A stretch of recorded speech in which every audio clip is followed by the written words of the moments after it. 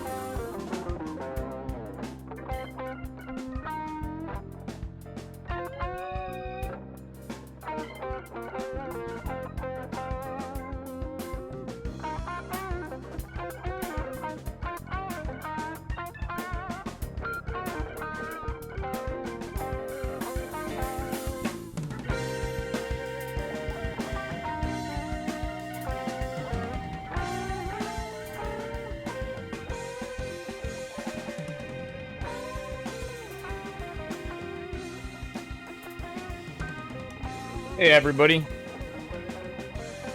Not many people here, but we're just starting up. We got the LegionCup Bi-Weekly number 25. Unfortunately we don't have match Reno codes yet.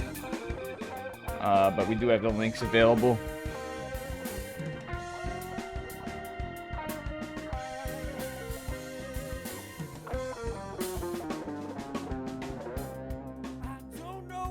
And let's take a look at the bracket. We have Zavil versus Gay Rio. Mr. L doesn't have anybody yet at this point. Juggernaut versus Ares. Reality versus Countess. Oiltown versus Captain Hindsight. Denny versus Xenodactyl. Newling versus Rarka. Azura versus Kumelker. Magnath versus SW Pro.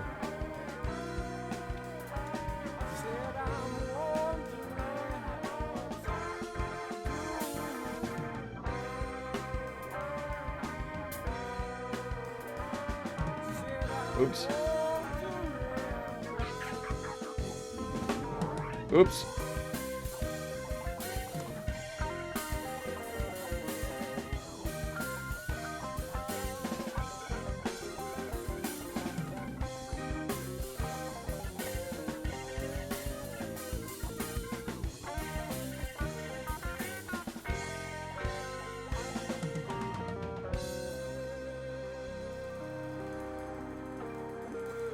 No, I'm not in the bracket.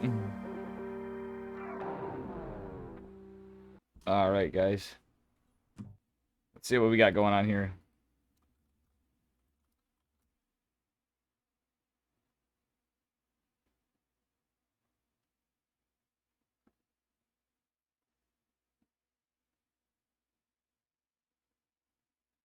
Alright, ladies and gentlemen, we got some games coming.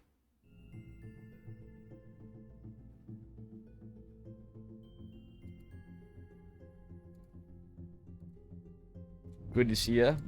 Spanmeister. ARJ Skater. Welcome, welcome. The 25th Legion Cup Bi-Weekly.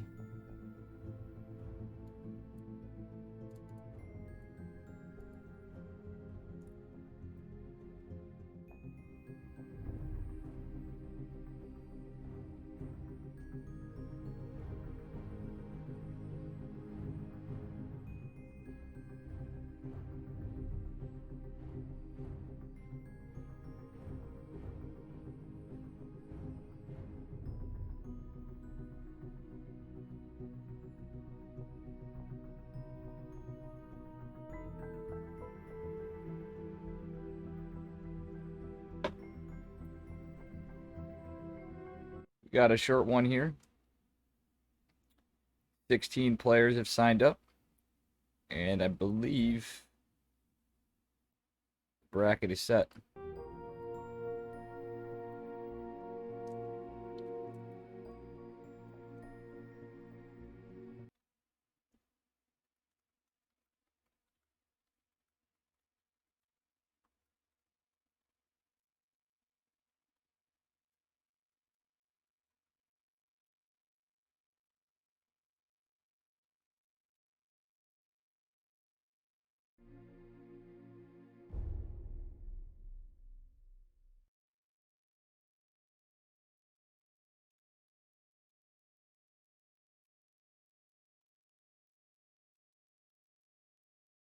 Yeah, sorry, not airing that out.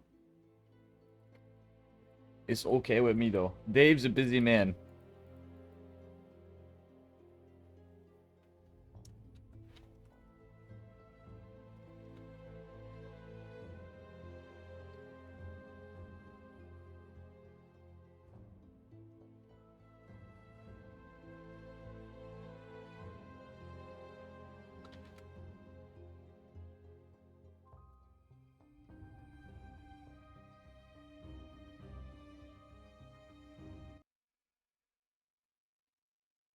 Yeah. It's no good. I'm glad we got more tournaments for people. It was mistakes were made on my part, but you know, at the end of the day, if I was asked to cast, if I had time, I would do it. That is all Span Moister, you know, and that thing. But yeah, you know, shit happens, man. Shit happens. Wouldn't be the first or won't be the last time with old Dave Marino, you know?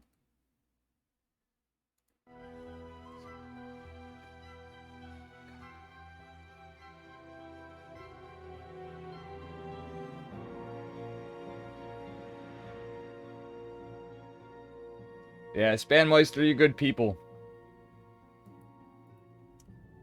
Oh, buddy. Magneth versus Rarka.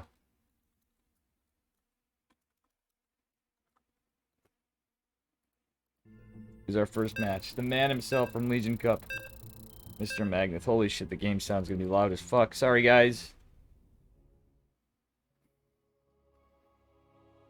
And this is a best of 3. The man himself.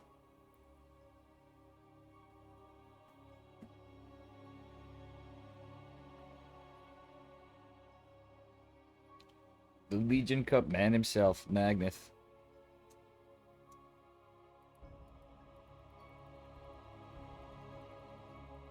And we got a bit of lag.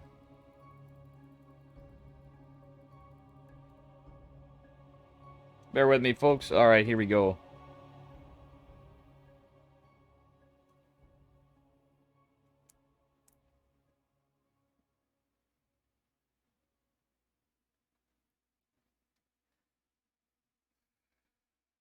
Here we go. A lot of lag. Holy shit.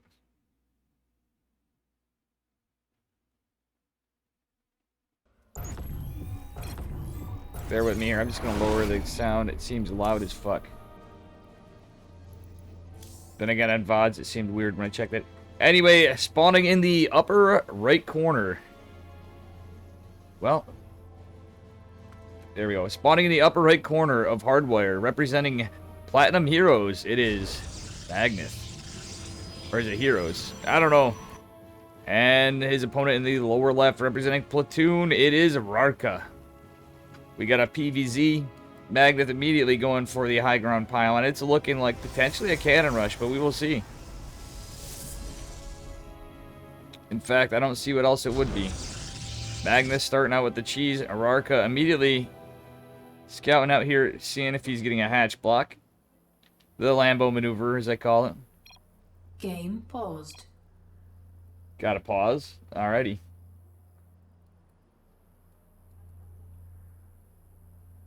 Got some dogs barking in the background.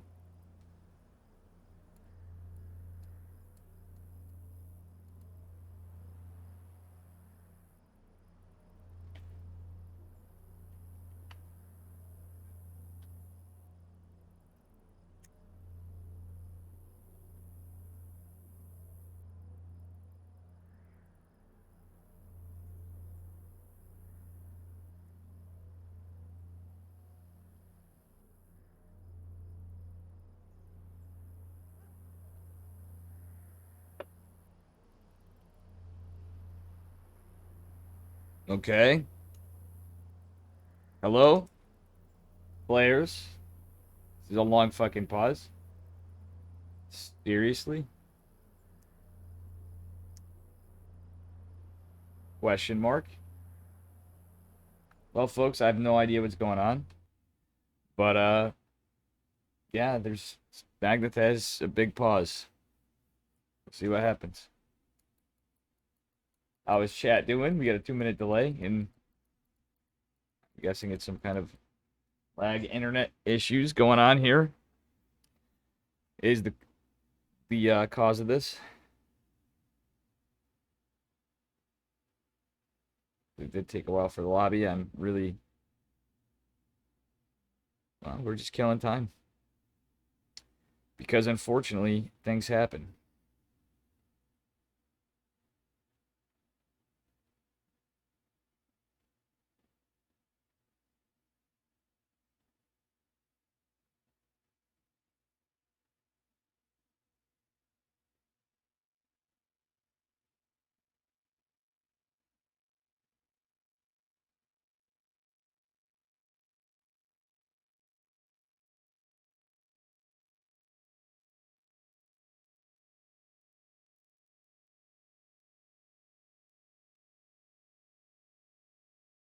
Okay, looks like we're back in.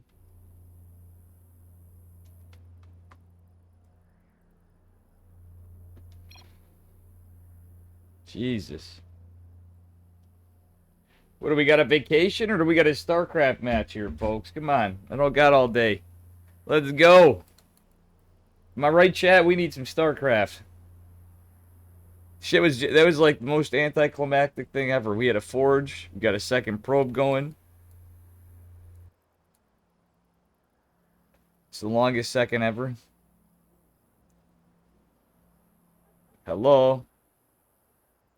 We got drones. We got a hatch. We got a probe about to drop a pylon in the near future. It's got 155 minerals. Forge is 25% complete. But this is the longest second ever.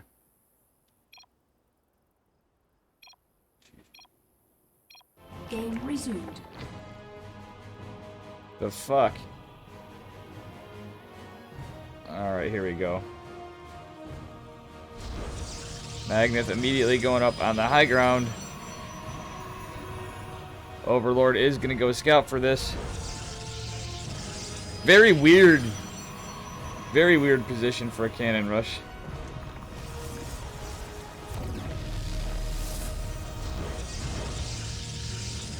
But he's going for the proxy gate.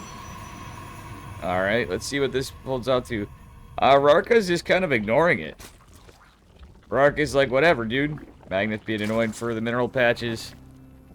He's just kind of letting this go. His hatch is 50, or his pool's 50% complete. His low ground hatch is approaching completion.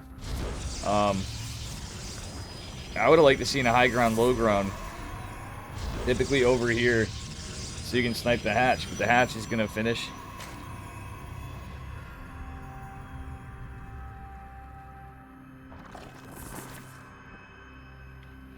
Okay, drones are going to be pulled. That's a lot of cannon. Well, that cannon's going to get a bunch. That was a lot of drones pulled. A very late reaction. We are going to see a spine crawler on the low ground. 2 probes going to try to fight this, but one is going to get surrounded. Photon cannons are going to kill an overlord, potentially. Almost, but almost counts in horseshoes and hand grenades. Cybercore going down back home for Magnet with 1 gas saturation. He looks like he's going towards Stalkers. We got a Zealot out. Spines are going to be a bit of a problem, though. The low ground spine is there. Some Lings coming out. Probe is probably going to die, but that spine is going to have some immediate damage. Oh, no, he's throwing away a probe. Not like this. Okay, Magnet is going to go for the Stalker play. He is getting another Photon Cannon again. Spine is going to go here and have high ground attack, but the Photon Cannon is going to have first blood, and that probe damage actually did some work. If you guys see this, the spine is in range. However, there's 2 spines forming.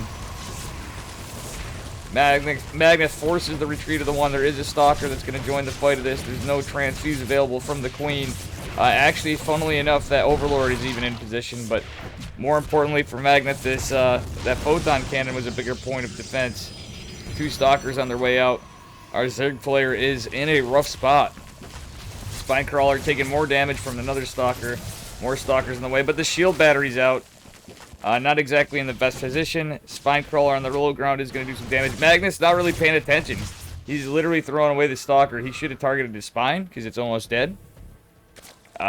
Roaches are coming out. There's 1 Ravager. Another shield battery is going to help this one. Transfuse on the spine is going to be a bit of a problem. Ravager, also another problem, but there's low ground stuff. There's going to be a boys pull. But these spines are in a lot of trouble. Magnet could just kill them.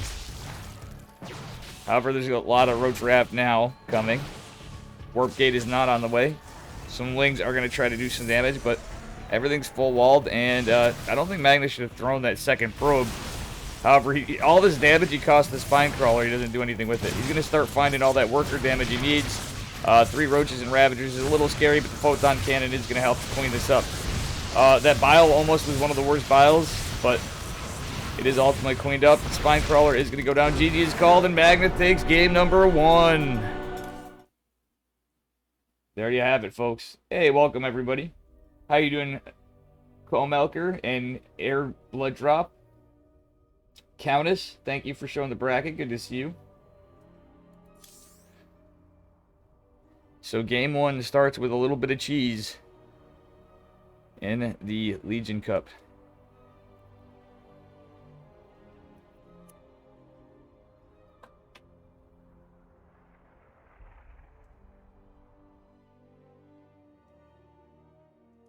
All right. That was game number 1.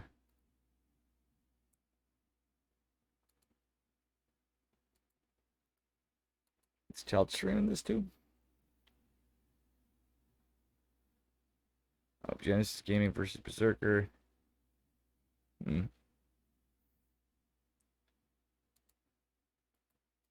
Alright, we're waiting for game number 2.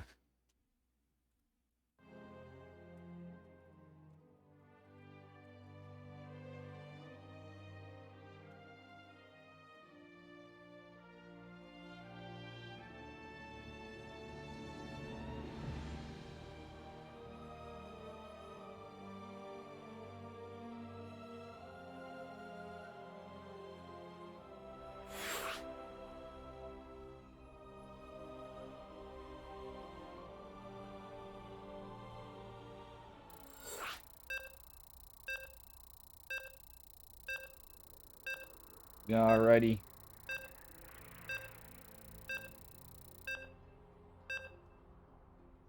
And here we are going into game number 2. Let's see if it loads a little quicker this time.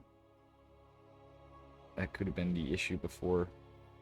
A bit long load times for this. It's alright.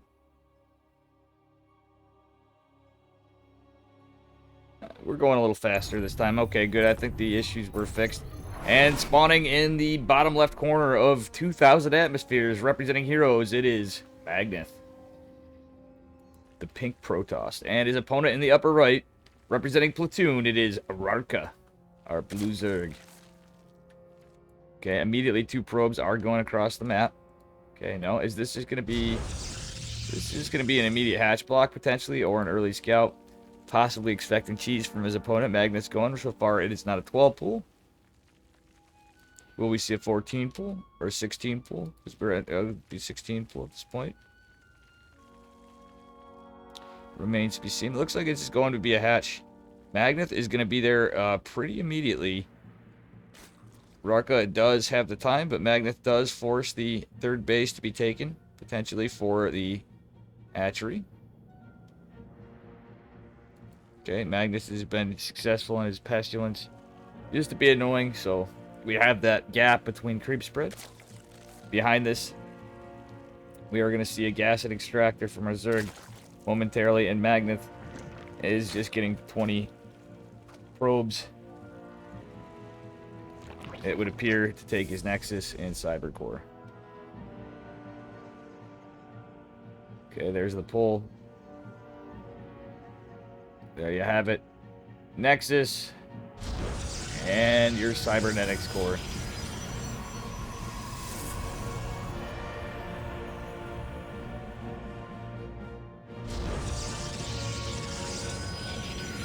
Alright, in the meantime, spawning pool is about 75% done. Magnus being more and more annoying with that probe. Forcing drones off gas a little. And forcing drones off of all sorts of stuff.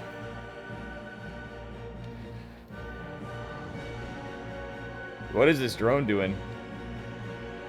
Going to the third to start mining on it. Well, in this case, the third is the second base, not the natural.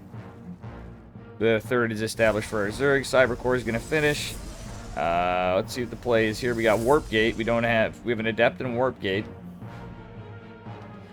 Standard opener for usually not Sky Toss, so it should be interesting. Warp Gate first.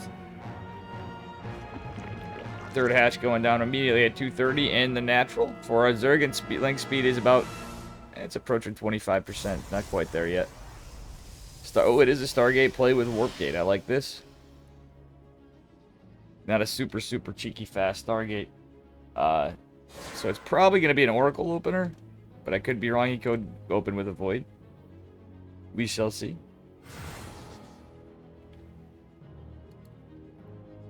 Could be a little bit of metagaming. Okay, Magnus checking for Lings. But that's too early for the Lings, realistically, from how our Zerg player opened. Well, actually, no. Rarka's just being patient with them. Using those Overlords to scout. Magnus getting a Stalker and a Sentry. There we go, I called it. Or not Stalker and a Sentry, Stalker and an Oracle. Second gate going down. And, yeah. Gonna have the Stalker out for some Overlord harass. Well, no, he's gonna use it for the wall, but this Overlord can be sniped after. Okay, he's gonna go for it. Deter some scouting. Oracle is going to come out. Oh, the Overlord's going to immediately catch the Oracle. Magnus did use that Stalker to take care of it, and it looked like he might have lost an Adept. No, the Adept's going to just come back home, become a component in the wall. Warp Gate finishing up. On our Zerg side of things, we got Spores. Well, a Spore in the main, and Tech is going in the third. He's getting a Roachborn. Oracle going to find a drone kill on the way, killing a Larva. Delaying some potential droning in production. It's basically like killing a drone at the timing. Second Oracle is going to be defensively used. And the two Adepts are just going to go in and wall off to protect the third from the little bit of speedlings. It's like 6 lings. Your standard little back and forth. But Zerg's... Rarka's really not putting any pressure on. I feel like he's being very defensive. Which, as you know, Zerg is a reactive race. But they can be quite aggressive, too, earlier on. So we're not really seeing that early aggression. 6 Roaches on the way, a Robo, a Forge, and a Twilight from Magneth. Kind of a standard opener. He is only on 2-gate production. Not really using the Stargate now. He was just getting Oracles, being annoying, getting Vision. He scouts what's up in the Zerg's base. Third Nexus is about to complete. We're about 80% done, 90% done. A double Robo from Magneth. Okay, he's going to go right into Disruptors, maybe? Or is he going to go into Colossi? We got Blink. Yeah, it's probably going to be Blink, Stalker, Disruptor. But we shall see. Okay, we got an Observer coming out.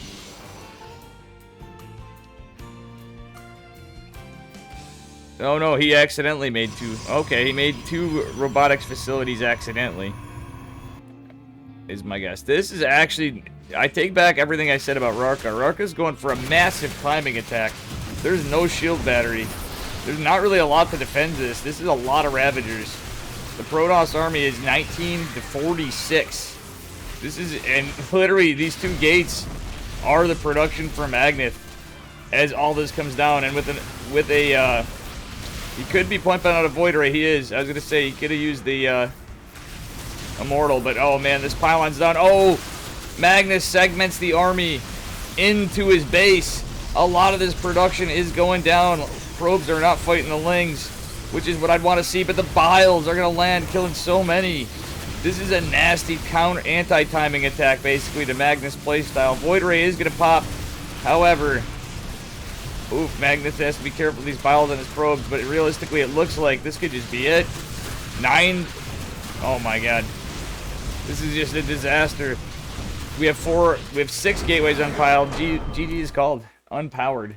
6 gateways were unpowered. The Robo was unpowered. The Stargate was unpowered. And so much was lost. He has just gotten Zerged.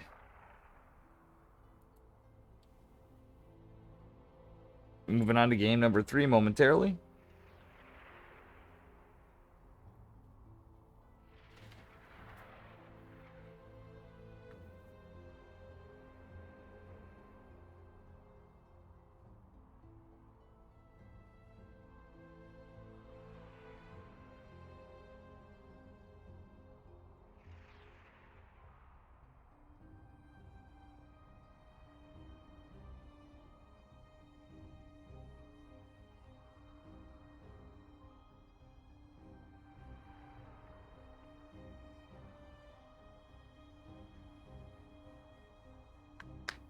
Okay, here we go. We got our lobby for game number 3.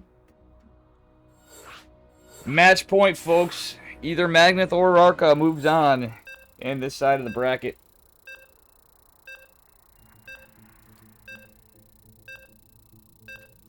Very well played by Rarka in game number 2.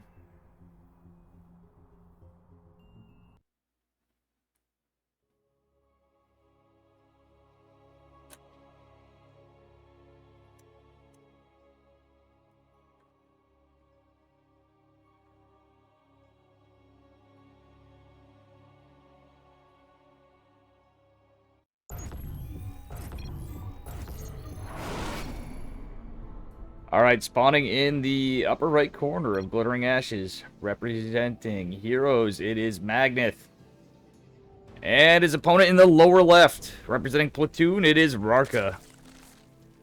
And at the match point decider to see who moves on. Okay, pylon going down. We got a little bit of similar stuff to Magneth. He's going low ground. That's 2 probes again. Nah, he's just going for standard play here. And Rarka also does not appear to cheese. Not at all, in fact. He's just going for a hatch at 16. He's going to scout the probe. He's just going to go right over to his 3rd. And he should get there, yeah, a little later, but just about on time. He's in a good shape for his natural.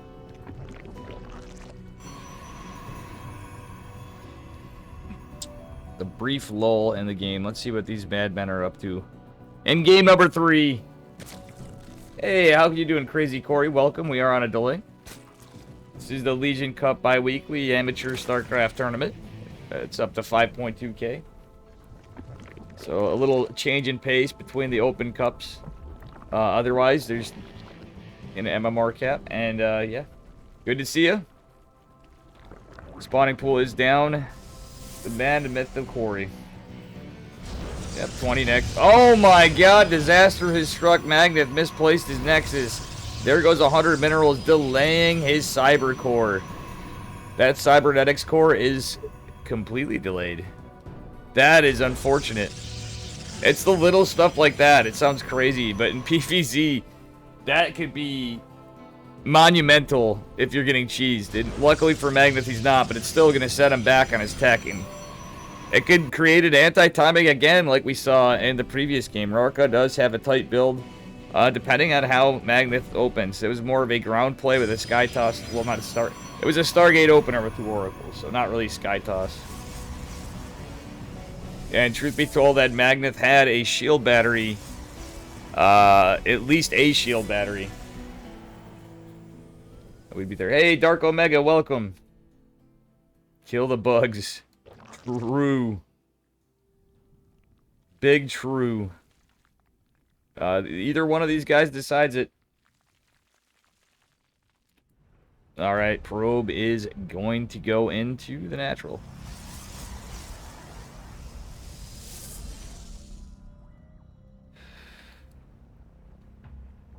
Wait, this probe is getting some good utility on scouting. At least third hatch is going down for Rarka. Obviously, just a little bit ago, but let's see what Magneth's got for us. Again, Stargate opener. I'd like to see a Void Ray opener, even if he is going elsewhere. So he has got a little defense to secure a third base. And have some defensive units just seeing how his opponent's playing. We have a Baneling Nest going down for Rarka. And realistically, Rarka's got a decent amount of links. This is going to be a Bane Bust. And, well, this time, Magneth playing a little smarter, does have a shield battery. Bane Bust is going to be pretty good. If this is scouted, Magneth going to see if he can secure a third. He needs to scout this. The Oracle could be paramount to the defense. Shield battery is good. Warp Gate about to finish. The second gateway not there. The Oracle now will be something absolutely clutch to the defense against this. Oh, this is a lot of Banes. This game could potentially be just over. Again, Magneth needs to scout this. He is going to scout the Lings. Does he scout the Banes? He does. He needs to react. There's only 2 units. Battery overcharges there, but guess what?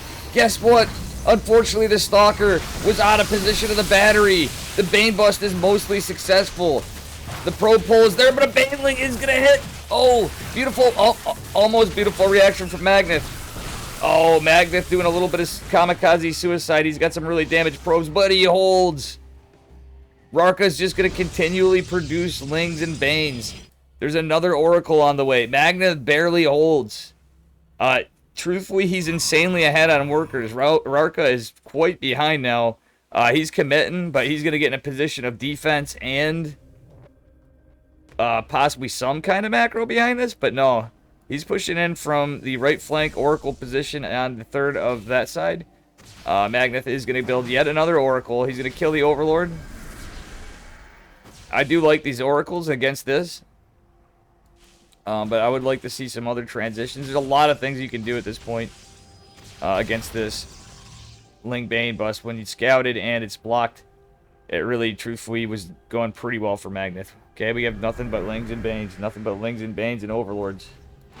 And creep spread. Minimal creep spread at that. Stalkers are going to go out. Magneth is a madman. He's going for a third. He doesn't need a third. He should just go for a 2-base all-in and end him. But realistically, we can do whatever. We got 2 gates and a robo. Don't hate it. Do we have a lair from our Zerg? Oh, 3 Oracles getting some work done. In total, well, Magneth obviously... Wait, Magneth killed 7 workers? He only lost 1. In that defense, as damaged as these probes are, Magneth only lost 1 worker. Shield battery is going to help this time quite significantly. Battery overcharge is casted on the cybernetics core. Second shield battery may help a bit. Oracles need to help this. Oh, no. Yeah, the DPS of the batteries there. GG is called, and Magneth proceeds on to the next side of the bracket. Well played by Magneth. Okay. And here we are. So, winner of this, we have Denny and Countess going on.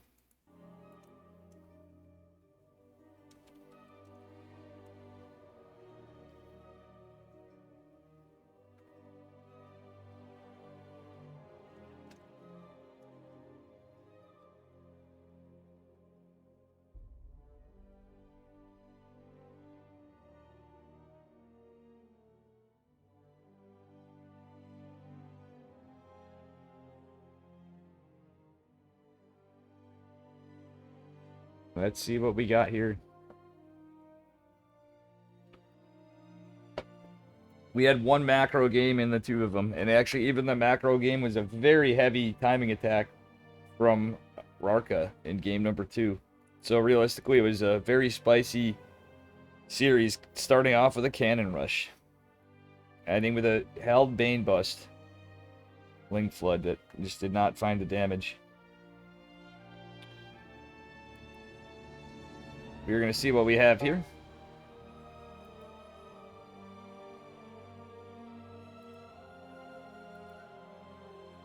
Boy.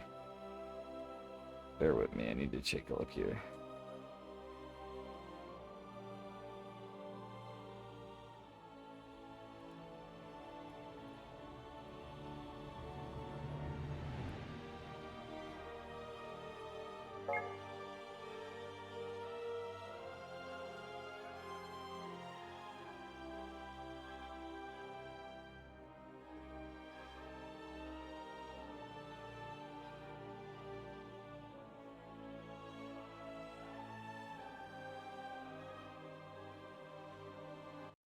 So we're going to see Magnet versus Azura.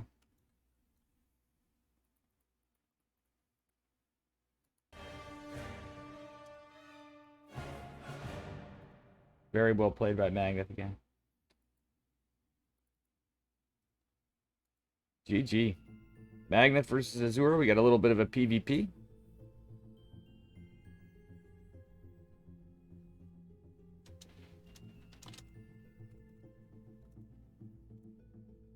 The players are doing vetoes. How are you guys doing today?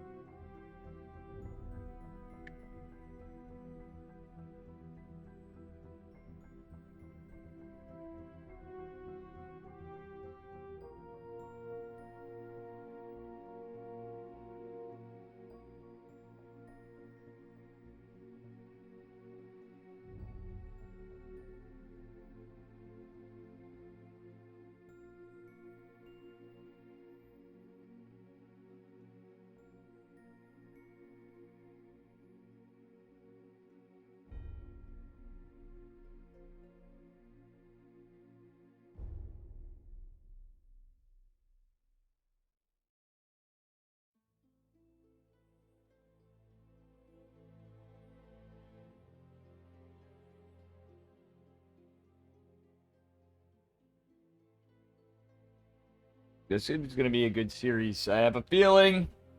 Magnet versus Azura. Azura.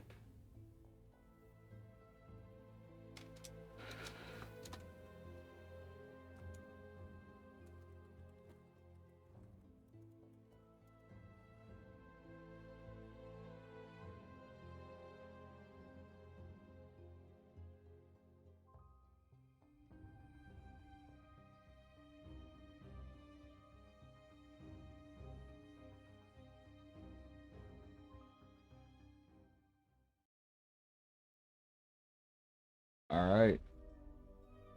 We have our first game going.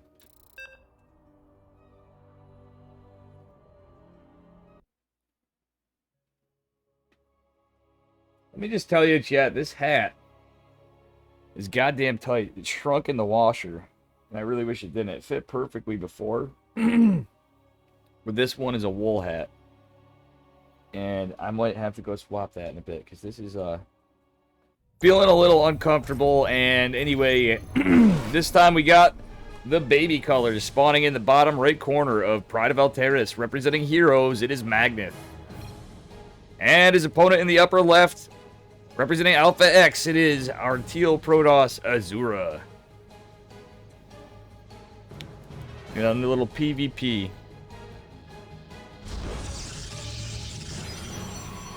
I was just cheekily teasing Magneth. He probably hasn't been playing as much. He's like, yeah, I might be washed.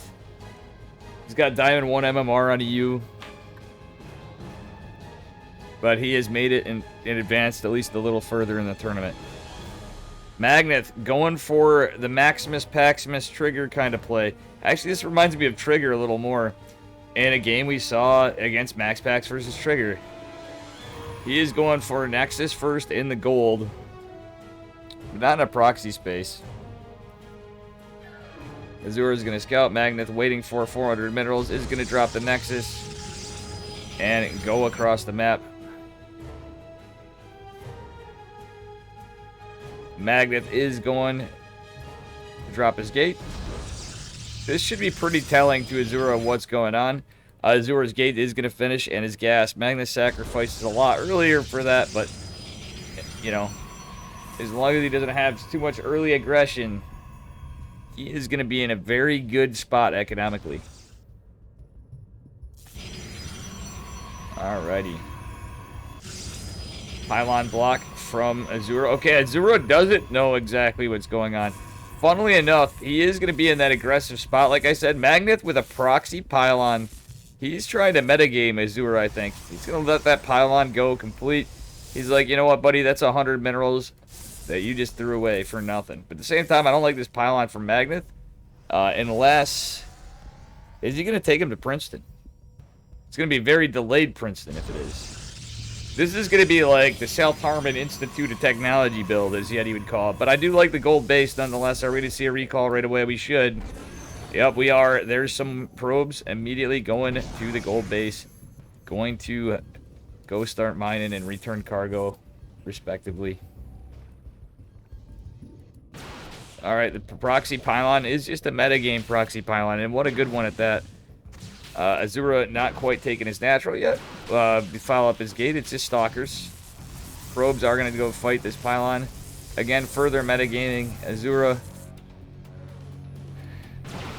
is making him look like he really desperately needs that Nexus.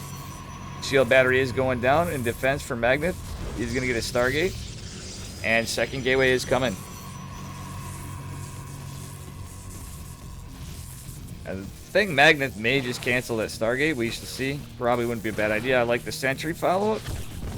Shield battery is not quite done as Azura pushes, but Magneth smartly reacts.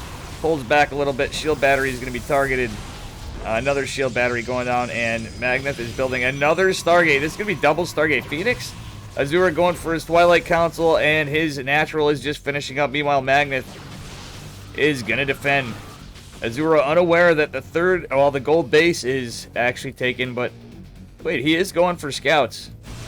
Azura sniffed something. But this is hilarious. Magneth actually taking the second Stargate in the spot where his Nexus would be, maybe trying to psych out something, but I think Azura's going to read through the bullshit. It's going to obviously show on the mini-map. Actually, let's take a look in Azura's vision. Azura does scout something going down there, but it doesn't look like a Nexus. He's Magneth's hoping his opponent doesn't realize what this is. It is, well, double Void Ray. I think Magneth did have plans for a Princeton kind of build. Twilight Council was finished, Blink on the way, and Robo and Forge coming down. Actually, yeah, Robo does finish up. Azura playing very standard, but he is walled off in defense from what he thought was cheese of a different kind. This is a macro cheese. The second Stargate's a little weird for Magneth because now he's prevented mining from his natural. This is a crazy game. Alright, Magneth extremely supply blocked at 46. Did drop another pylon. Well, he dropped two pylons. There's one over here. The base is scouted by the probe. And Magneth going for an early third. And as far as PvP goes, that's a really good time third. Magneth gonna try to drop a pylon and battery, I'm guessing? No. He's going to scout? What's he doing? He is.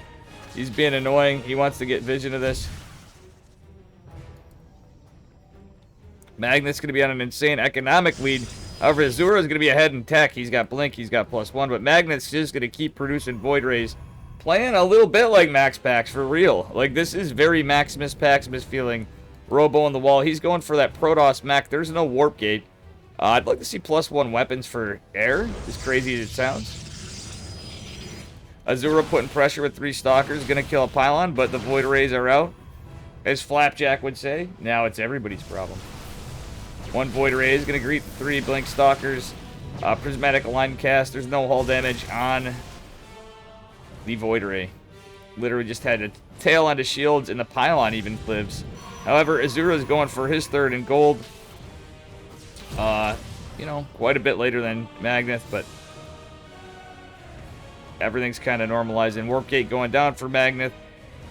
And there is going to be an Observer in case of DTs. Like, DTs would have been a great play against this. However, Azura did not take that path. He's taking the path of honor. And, well, that +1 is certainly going to help with Blink Stalkers. Army supply very heavily in favor of Magneth, but it's mostly tied into Void Rays. This is a lot of Stalkers and a Warp Prism, however, and the Pylon is going to go down. So that shield battery, I hope we get a cancel. We are not going to see a cancel. That's a lot of Stalkers aggressing. Magneth's not reacting at all. He's waiting for an Immortal. Why is he going to sack the base? He doesn't need to sack the base. He's going to take another base behind it. Still doesn't need to. I think Magneth is going to potentially just win this fight. I guess he's just gathering his units, but that forced a supply block. Are we going to see a recall? Blink Stalkers are going to kind of mess with Magneth, but he's possibly going to need a recall from this. 2 Stalkers going down. Yeah, he's immediately going to need a recall against this. Is he going to do it? Nope. Battery overcharge is cast. These Stalkers are going to find a lot of damage. And guess what? That Pylon is mostly going down, but it's actually saved by battery overcharge. Warp Prism is going to go into the main. A little split in the assault. Magneth, it seems like he's actually a little bit of trouble here. He drops another Nexus. Magneth playing, like, so greedy, but so weird. Nexus is going to take some damage while this is going on, but the Warp Prism is denied. Stalkers are going to go down. It's only 3 Void Rays, but 3 Void Rays to 3 Blink Stalkers. Yeah, that's all going down. Magneth does have some Void Rays to defend. Even though the Pylon goes down for the battery, they do a great job. Observer going down for Azura. Magneth with a 4th base is reestablished the 3rd in a different position. He can't mine out of his natural yet unless later he builds Stargate. Magneth with no upgrades. It's a good army if he had upgrades, but Protoss mech can be a little weird. +2 and charge going for Azura, which is going to go in his favor. Because Immortals are kind of clunky against Hillets. Let's be real here. It's a little bit of a counter. Hey, how you doing, Slayer? Magneth, Magro, a Megalol? Exactly. Magneth's still up to his old shenanigans, exactly. He is now Magnapax. Chat, Slayer, Reality, Slip, Jip, Crazy, Corey. We're going to have to refer to Magneth as Magnapax now.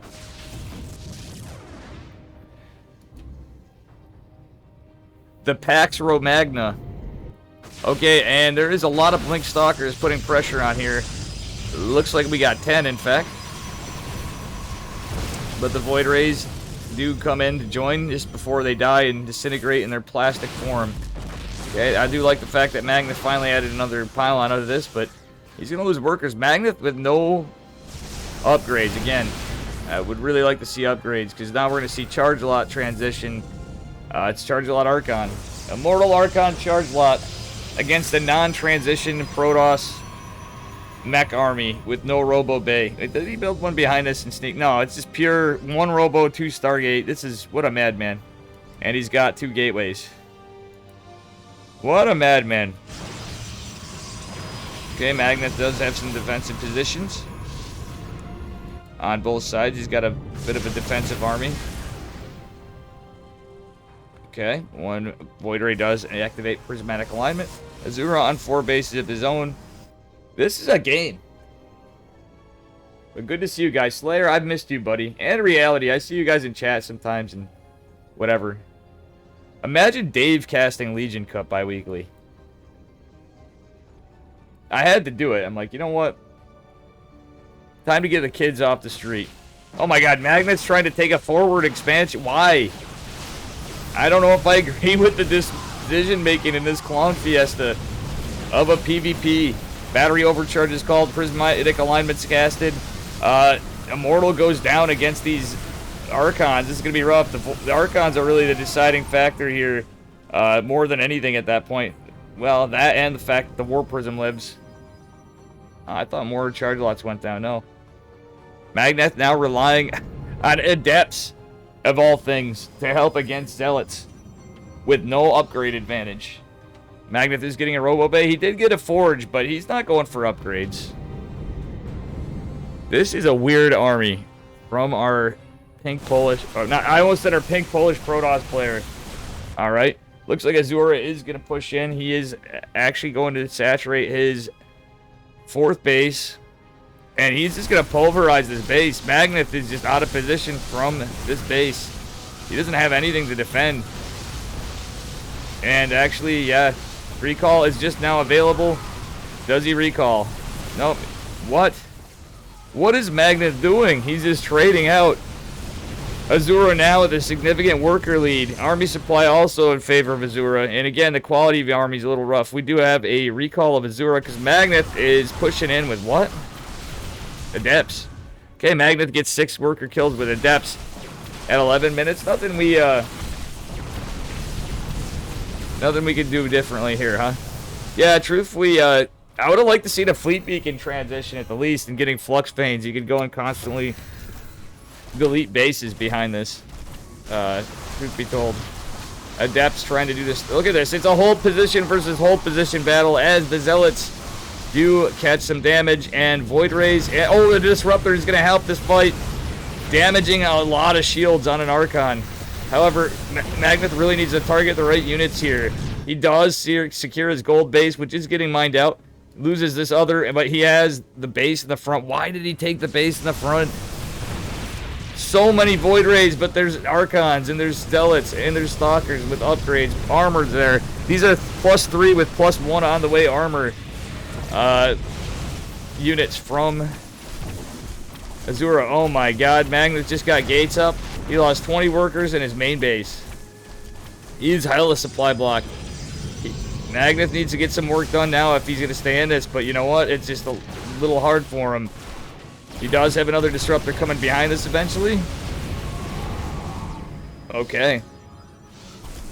Zealots are just going to... Oh, their next thing that's going is the Robo Bay.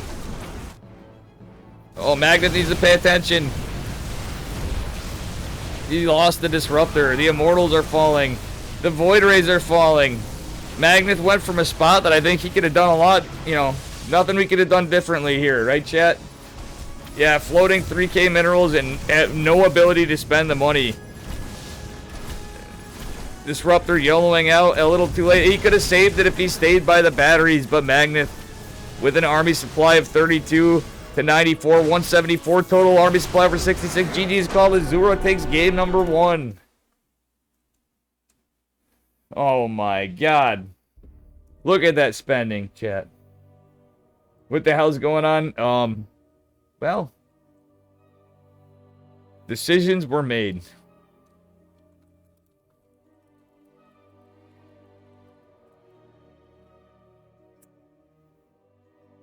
And nothing we could have done better there. I actually just typed that.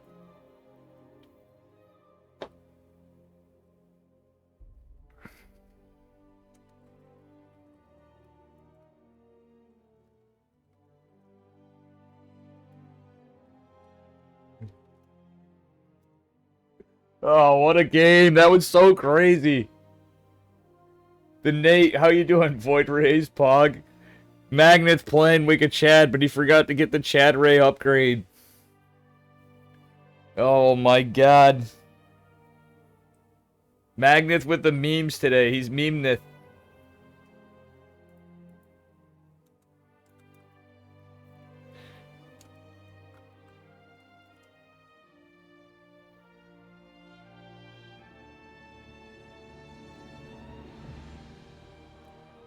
Jesus Christ, what a game. We're moving on to game number 2.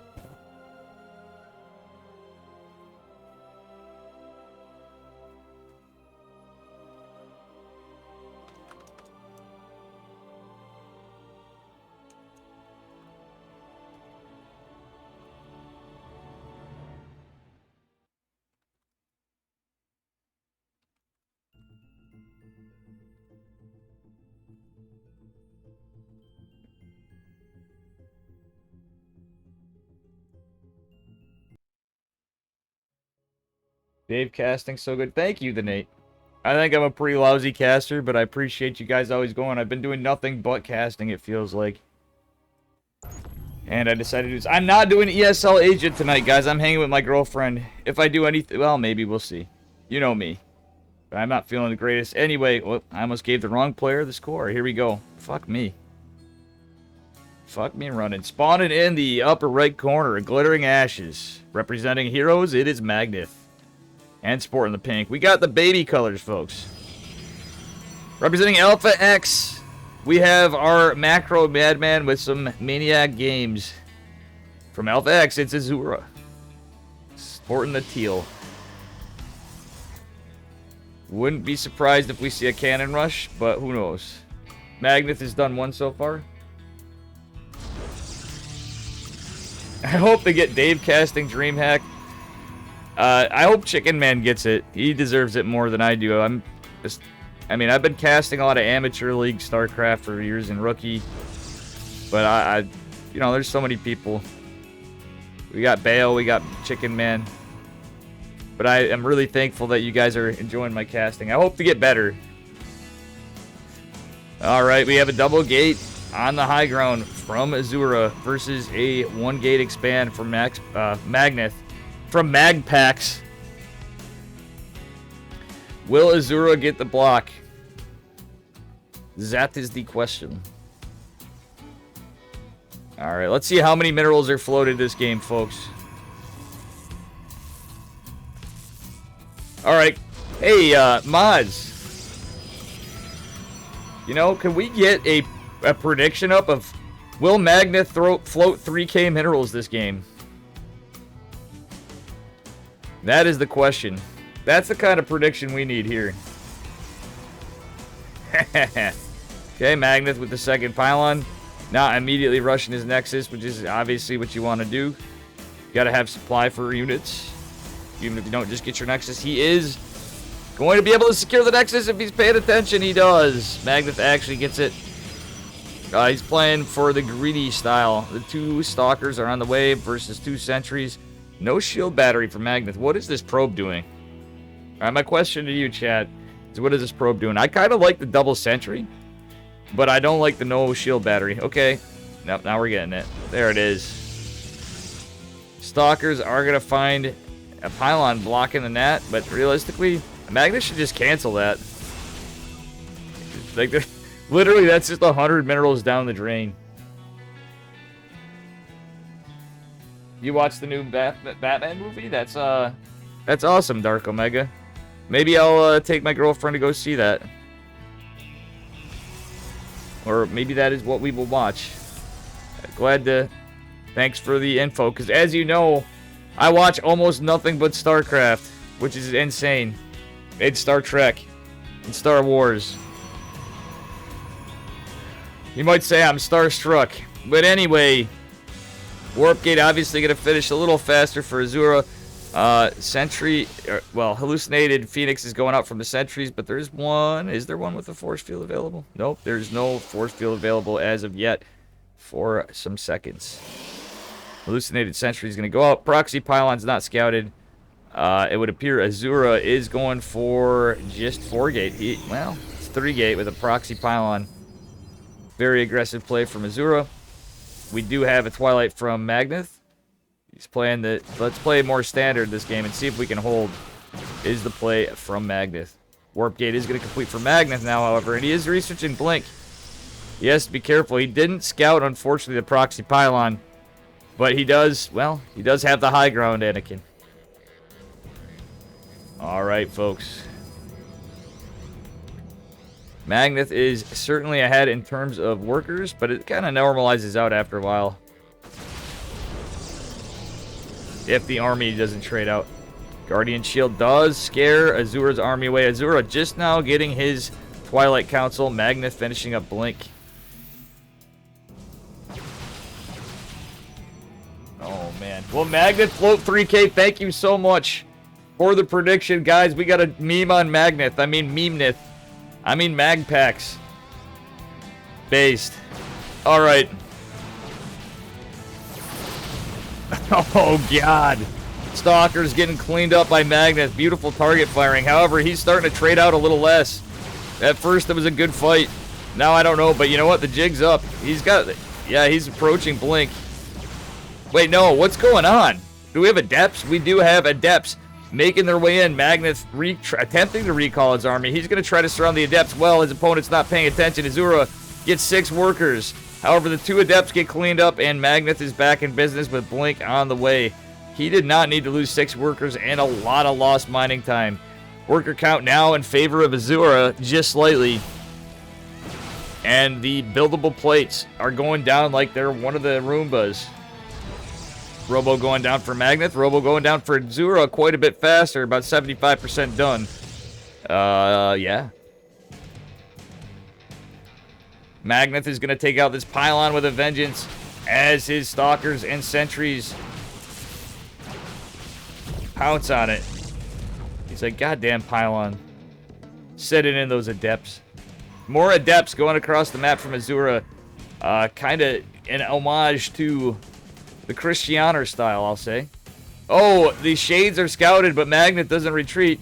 Magneth actually not in position to Adept wall. Oh, 2 Stalkers do greet these. Is he? He's kind of was, but he's not doing it. He just wants to clean the Adepts up. Adept shading over to the right. Oof, he almost gets the kill, but almost only counts in horseshoes and hand grenades. The 2 Adepts go in, the other does get cleaned up really quick because of the shields, and only 1 worker goes down for Magneth.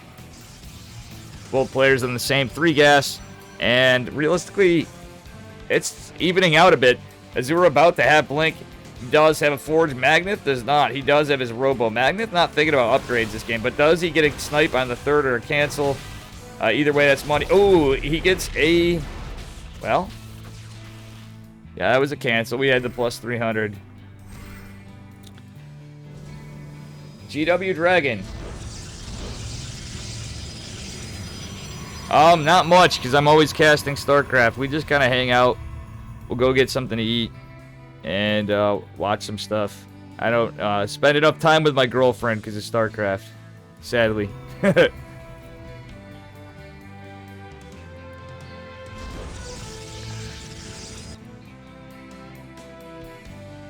But we will work on that. Army supply at 25 to 28 in favor of Magneth a little. Magneth floating. All right, can we get the 3,000 minerals? No. Magneth floating. Magneth floating. Hello, chat. We're starting to see the Magneth float, but no, he's spending his money. Thank you guys so much for the prediction. That's beautiful. Magneth looking like he's going to go for an early... Well, yeah, he's going for not an early 4th base, but a very good timed 4th base, especially after the cancel. He's already getting a point of saturating his 3rd. Magneth's actually proving us all wrong. He's spending his money pretty well, but he is going to be behind on upgrades. It's one thing Magneth's forgetting is upgrades. He's playing pretty well. Last game was a little weird, but you want those upgrades. He is getting charged. He is getting a Templar Archives, but like forgetting the Forge, forgetting those upgrades if you're going on gateway units, it's just going to be a struggle. +1 is going to finish for kind of an anti-timing attack for Magneth. The high ground does help. He does kill a Stalker. Will he get the Observer? That's the question. Okay, Azura micro in his Observer.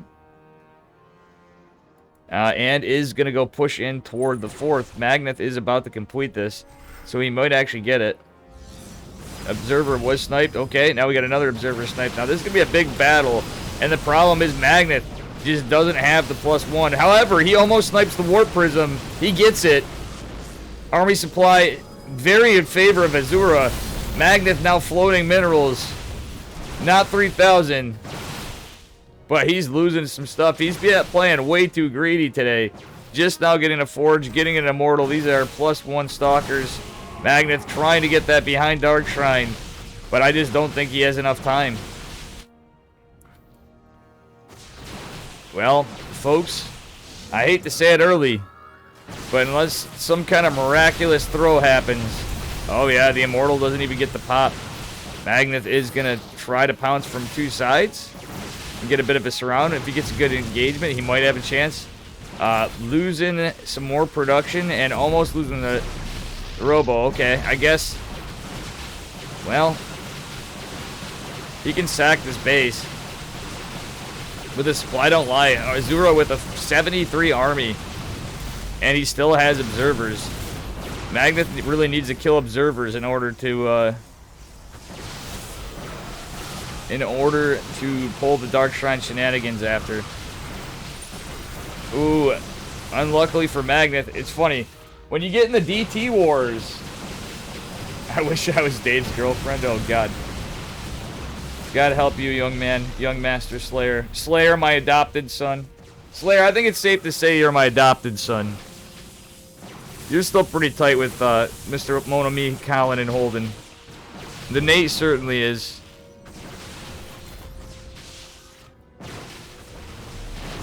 Geralt and Christiana are like my Polish nephews. Oh man, Azura actually banking a little more, but Magneth approaching 3,000. If he doesn't get to 3,000, and it's still close, Azura doesn't need to spend his money. There's no production going on, but there's not much of a bank because Magnus losing everything. Magnus warping in invisible men, but guess what? There is observers available. Invisible men don't do too much to stalkers either, realistically. 2 DTs trying to get some work done. 20 workers going down for Magneth. 102 to 71 supply. Natural going down. Magneth, the Greedmeister, is going to take some serious damage. Dark Templar trying to do this, but Magneth losing another base. And still yet somehow floating. Man, GG is called. Unfortunate. The best troll prediction ever.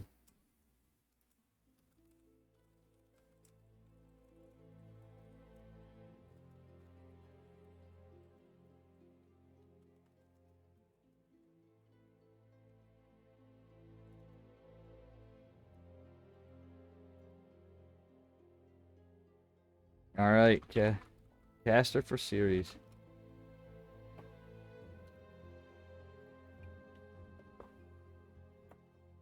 Oh man, what a spicy game. Let's take a look at the bracket, folks.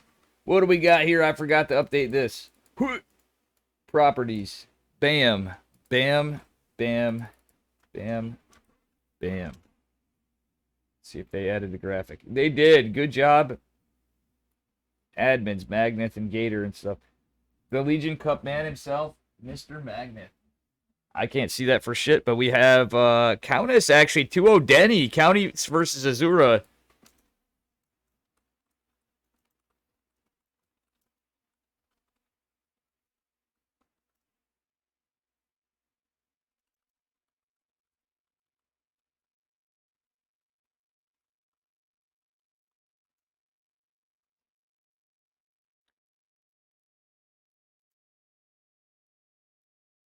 Countess versus Azura. This is going to be a spicy one. All right, let's see here.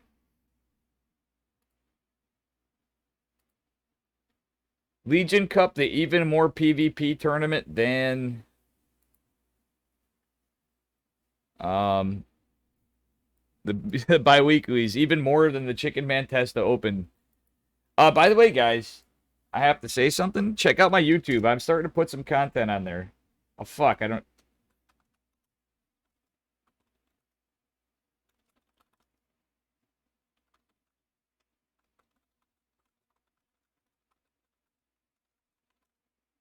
Welcome, JLT. JLT, is this Gene Sim?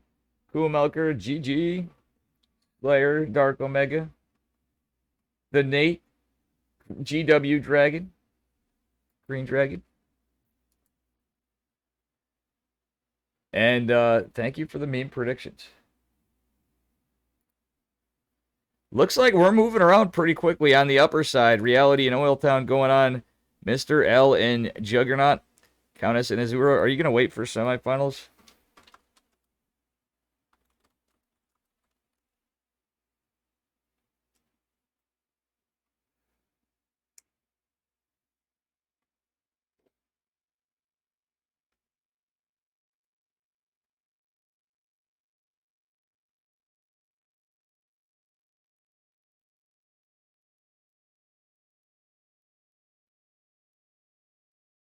And here we go.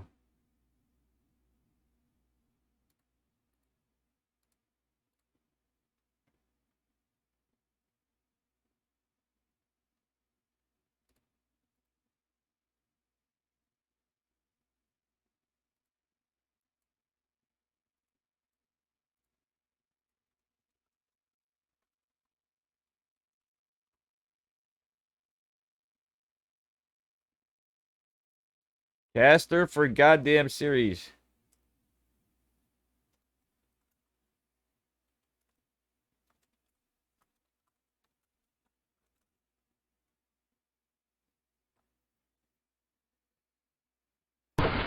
Hey, who wants to have some fun? Hey, thank you for the raid, Mousy. Appreciate you. Appreciate you. I hope you had a good stream. What were you guys up to? Mousy stream, welcome, welcome.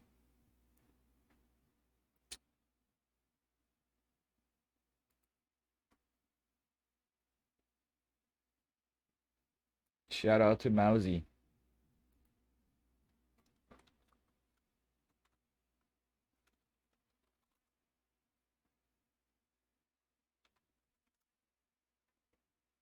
Alrighty, we are waiting for matches. Hello? Hello?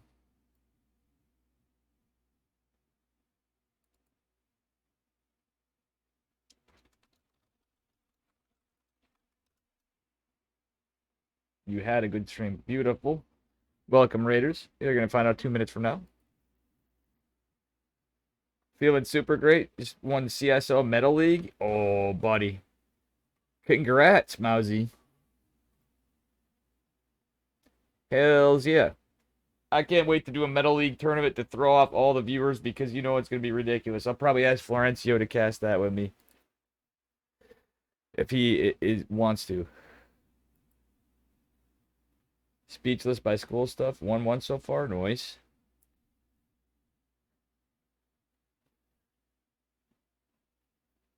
Excellent, excellent.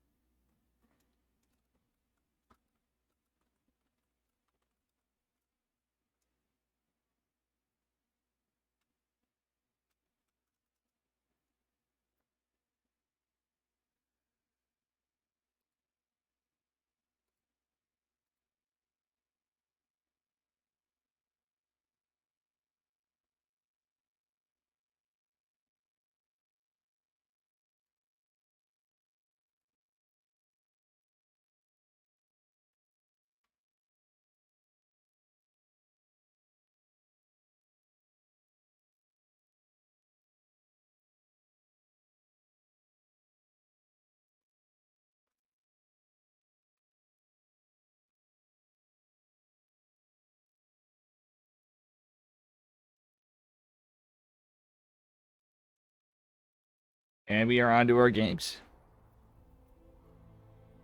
This side of the semifinals. Been following the lower bracket. Would be nice if we had a top bracket coverage. But it is what it is. What up, Flapjack? How is your tournament play, Flapjack? Alright, let's go. I am happy to see Countess in this, too, actually. She's a very good player. Anyway, without further ado, spawning in the bottom left corner of 2,000 atmospheres, representing Alpha X, it is Azura, sporting the teal. And his opponent in the upper right, representing herself, and with the Nova logo, it is Countess. Little PvP action. Countess known far and wide for her BM. But a pretty good player.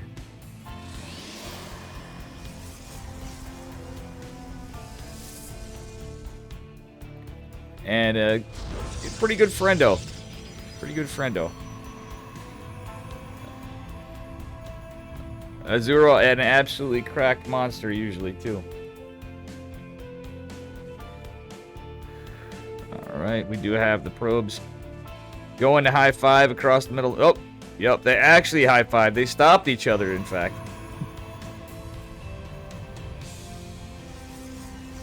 You would definitely participate? Nice.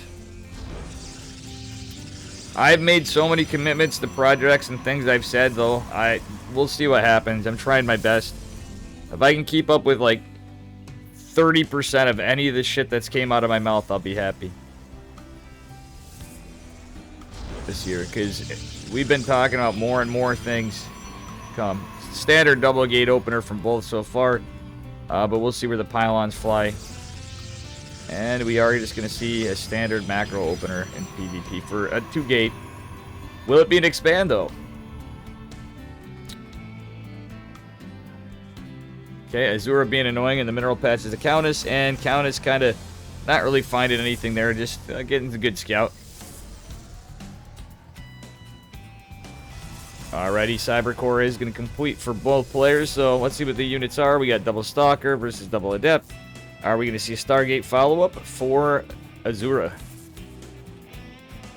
Countess still has her probe up. Countess isn't really babysitting that probe too much.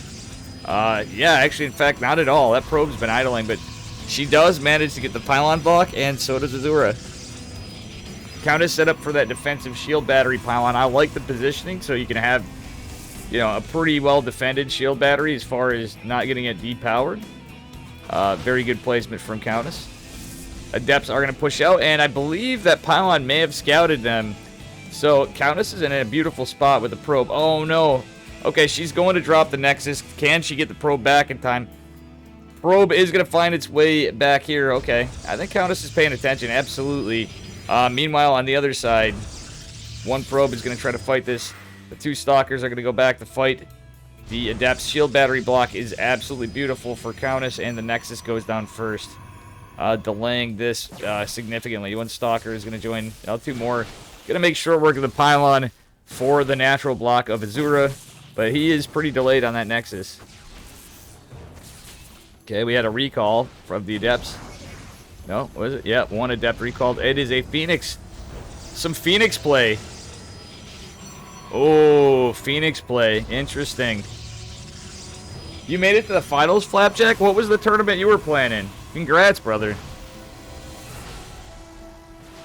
I am very disappointed in my playing as of lately, so hopefully I do anything with this casting business. I haven't participated in a diamond tournament or anything in my leagues, and I couldn't tell you how long. But very good shit, Flapjack. I'm glad to hear you made it to the finals. That is fantastic. Double Phoenix are going to push out across the map. We will see, well, it's scouted by Countess. She's going to lose a probe, but the bigger thing is Countess scouts this. 2 Stalkers in position, and there is a shield battery. He's going to defend the main base, and actually 2 Sentries and 2 Stalkers is pretty good defense with the shield battery not too far off on the right edge of the natural. Zero just now finishing his natural. Countess going for blink and +1. I do like this. Phoenix is just zoning out the map. We are going to see a Robo go down for Azura. Oh, a cheeky little probe on the left side. Are we going to see a proxy Dank Shrine? That is a huge possibility. And, well, an Observer's out, so that Robo transitions there. I believe we might just see Dark Templar. However, these Phoenixes and the scouting tools need to be denied by Countess. Blink is about 3/4 of the way done. I don't know why we're getting a little client-side lag here, but bear with me. Oh, buddy. We got a gateway.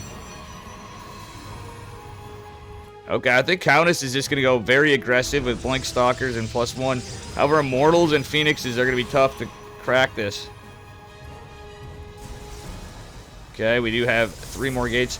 Actually, 4 more. So Countess is going to be at a 6-gate count on 2 bases with +1. Phoenix scouts the proxy. Azura going to take a 3rd. Okay, this is going to be a little rough. Defensive units are not. There's no shield battery. Phoenixes and, well, the Phoenixes need to gather up and push across. We see that push out from Countess. Sentry's kind of lagging behind a little bit, but she is gathering up her troops and getting ready to push. Robo Bay going down at another robotics facility for our Heal Protoss. Alrighty. Army supply is oddly very close.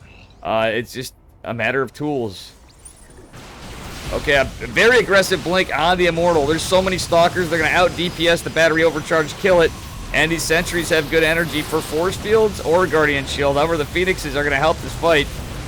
I don't know. I think Countess just may just crack this. Losing the Immortal was huge. Another Immortal is going to join, but without that battery and the battery overcharge on cooldown, if this other one survives, this is going to be rough. Beautiful Blink Stalker micro from Countess. This is very nice. That +1 Blink Stalker timing actually going very well and a very decisive and smart push. However, the Phoenixes are going to cause some more problems. They're running more and more out of energy. But I would actually like to see... Well, Big Daddy Immortal goes down. Another Phoenix is going to go down.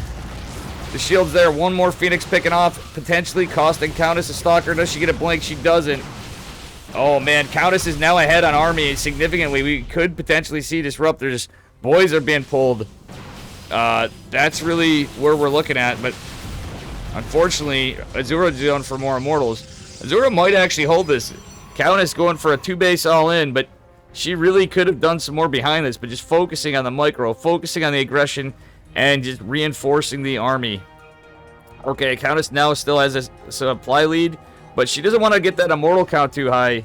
Shield battery going down in the natural yet again for Azura. Beautiful snipe on the Immortal. I think Countess just does this. Force fields or not, she has reinforced as well. Battery overcharge on the high ground doesn't do much to help. Or Alpha X, Protoss player. And momentarily, as this gets chipped away, again, no disruptors. As much damage as the Stalkers have got, I think Countess actually may just take it. Oh no, she's lost her entire Army supply. What a crazy fight. The DPS of the probes, the sentries, and the 2 zealots fought off that many Stalkers. And I don't know if Countess needs to be this aggressive. She's going to lose units at a time that she needs to produce more. Again, it's 6-gate production. Did she actually increase her gates? Yeah, it's just 6 gates. It was a 6-gate +1 timing attack with Blink Stalkers and 2 sentries originally. Oh no, these sentries are actually finding some value. However, one of the gates goes down for Azura. Countess again with an Army supply lead, but with some good tools for Azura. However, these sentries are running low on energy. We are going to see some available for force fields right now. Some sentry snipes might not be bad. Oh, beautiful Immortal snipe yet again. Countess is just continually getting these numbers back up more and more and more. Targeting some sentries this time is the play, and not a bad one at that. But beautiful blinks. Boys are pulled. This is looking like it's it. There's 4 sentry boys and 2 zealots with an Immortal every so often come out. Somebody forgetting that they have the ability to make disruptors. I think Countess might be mining out a little bit. Yeah, for sure. Main base is down a little on saturation, probably from both players. Oh, actually, Azura has mined out hell of a lot more. Countess now getting zealots with this. Disruptors now coming, are Immortal and a disruptor. Countess should be getting charged behind this. As expensive as it is for... No, she can afford it. Countess can certainly afford it. Getting another pylon.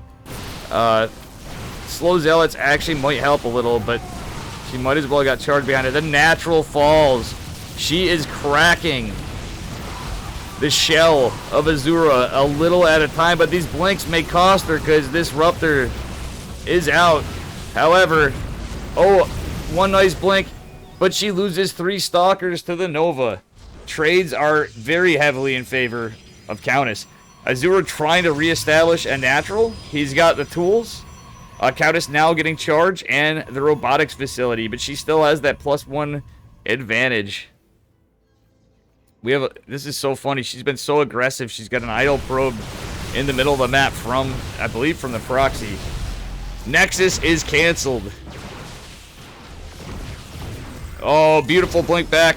The Nova finds no damage. That Purification Nova does absolutely nothing. Third base going down for Countess. She's not even getting another gas. Charge is about 30% complete, approaching 50. Yeah, she's just now doing it. No, Countess isn't throwing, but I don't think she had some missed micro, but her micro has been goddamn on point. I would say, if you look at the trades I just showed you guys, this is... It's starting to get slippy, but she denied the natural, right? Denied the natural, and... like, killed the natural and denied it 2 times so far, and is taking a third behind us. Charge is almost done. That's what she really needs to just absolutely eviscerate this army, and a warp prism at that, so she's going to be able to do a multi-prong attack with Stellates behind this. Countess just secured her lead right here. She's going to be able to jump right in here and do a multi-prong attack. Exactly. Who needs a third? Where we're going, we don't need a third base, but for posterity, why not? Observer moving across the map from Azura, which could be good. But he really doesn't have... he can't be in enough places at once. He does have double Robo and Stargate. Like, he could have built a defensive Void Ray, but this has so far been... he's basically just dead. I mean, there's a very high unlikelihood. It takes Disruptors in a dream sometimes, and there's 3 Disruptors. That, you might say Azura certainly got balls in this match. He certainly got balls in this match. And here we have it. We have the charge lot drop and warp in, and then we're going to see a massive 2-way push. A push from 2 fronts as Zealots go hit a robotics facility. Disruptors are going to jump on top of this. Oh my god, not like this. Countess losing so many Zealots, but it doesn't matter. An overwhelming Protoss force takes it in. Countess is victorious in game number 1. That was a very strong play from Countess. I think Vizura's on copium. Based Chelch. What is up, brother, by the way? I didn't mean not to shout you up. Based fucking Chelch in chat. We got all the gang. I've missed you guys. Chelch, as you know, I'm a big fan. My British brother. Based Chelch in chat.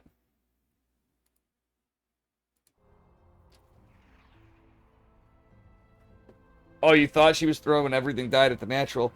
Yeah, but, I mean, I kind of said the same thing. I'm forgetting the delay. But realistically, I think she would have been fine with the 4 Stalkers.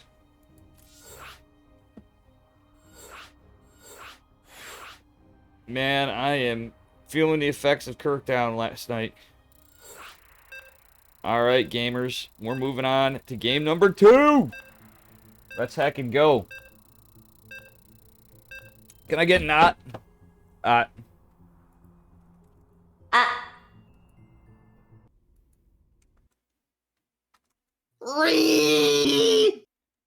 Imagine Protoss. Alright, here we go. Well played by Countess. Spawning in the upper right corner of Glittering Ashes. Representing Alpha X, it is Azura. And in the lower left, his opponent. Representing herself and the Nova portrait, it is Countess. Who was just playing with some insane micro. Like, that was just very good decision making. Aggressive attack. From our UK Protoss player.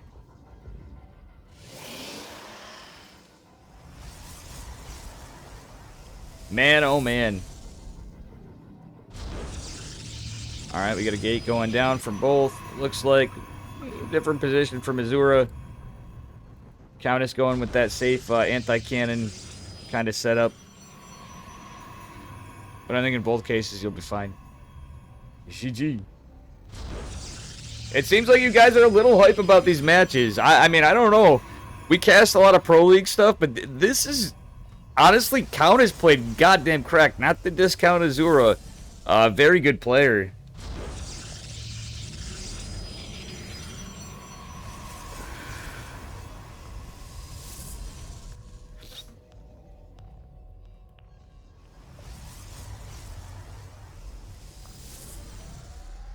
Alrighty. We do have the Cyber Core going down for both. Everything's looking normal. Probes. being the little menacing bastards that they are, scouting around the base playing tag. And, well, we do have a proxy pylon from Countess trying to cheekily sneak this in. And hoping that Azura is not paying attention. This could mean a depths. I would like to... I would like to see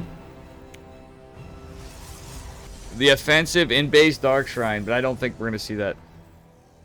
Thank you for the predictions, Dark Omega, as always. And base shouts with the Stalker Sentry with Stalker follow-up. And goddamn, my sinuses are fucking killing me.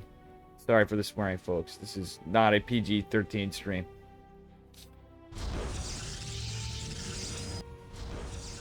Double Sentry is the choice from our Teal Protoss player. Countess with the Warp Gate a little behind. Can she pull off this cheeky, unobserved, well, let's see, unobserved completely pylon on Azura? And there you have it. Warp Gate on the way. 2 Adepts coming in. She's going to go for a 4-point Adept pressure, or is this going to be Dark Templar? Countess not with a natural. This could be DTs. This is going to be DTs in base. In base BM Dark Shrine. Look at this, folks.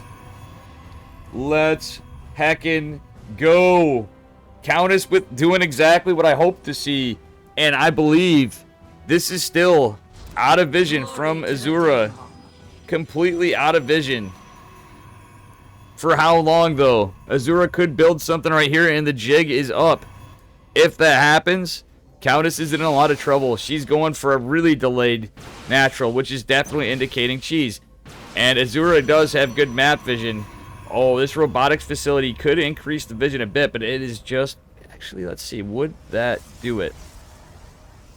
What is the vision range of a robotics facility?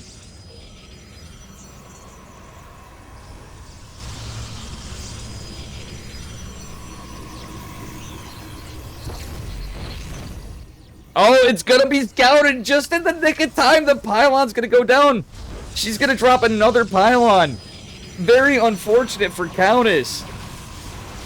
The DTs just can't warp in time now in there. She's gonna try her best, but that's not how you do it. The jig is up. She's gotta warp him in back home. She loses a pylon. Countess, not like this. What an absolutely base maneuver. She almost got away with it in the last split second. Azura finds the Dark Shrine with a probe. Invisible Men now gonna attempt to go across the map, but there's an observer. What a crazy game.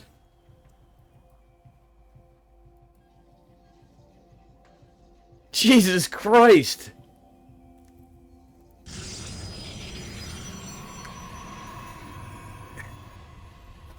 Man,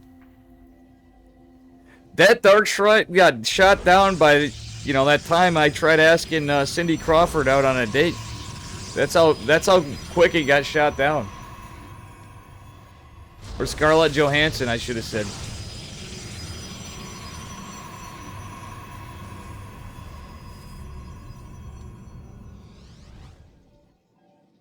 Countess with a double gate expand. Oh, shit. Can Countess still do this? She is going to try. Well, we're off to an interesting start here. She does make an Archon. She's got Charge Lot Archon. Charge Lot ahead for a bit, but Charge is on the way for Azura. The double gate proxy may actually help a bit, but I don't know why she did a double gate proxy. That's just really risky. Countess playing with 2 base builds. Now she kind of has to, though. Phoenix is going to potentially scout this. Nope, it is just going to miss it. Then again, it could go back. The first one does not see too much over here. Countess getting another gate. Yeah, this is going to be a non-+1 timing. Does Azura have +1? Nope. Countess needs a strike before this Templar Archives is done. She's going to have to fight Archons now. She only has one of her own. And literally just sitting on 2 base saturation with no gas in the natural.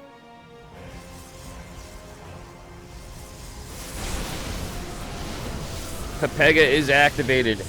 The Pepega battery.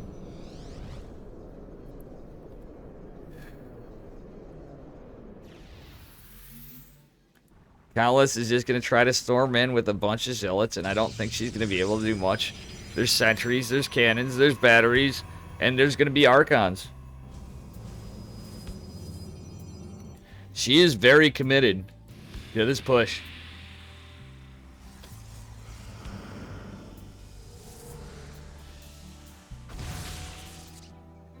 This is pure charge lot.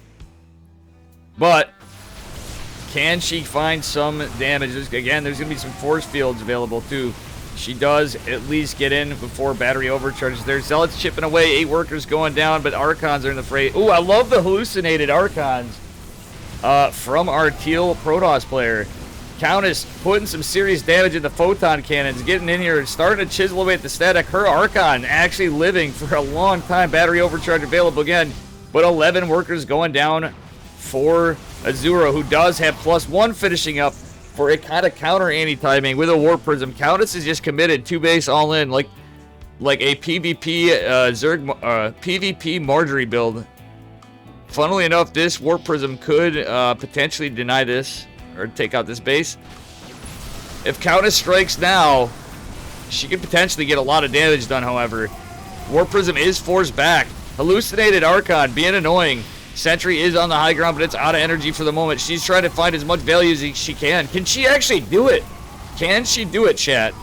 She's actually putting a lot of damage on. More workers going down. She's getting more chiseled away here. Just pure zealot. The definition of a 2 base all-in because the jig was up. Meaning or not, good decisions were made. Countess is actually cracked. I think she might be doing it. Total supply 75 to 39 in an army of 38 to 15, regardless of the units. I think she's done it.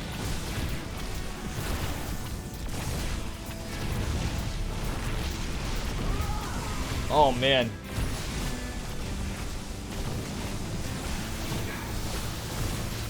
Battery overcharge again is out, but it's done.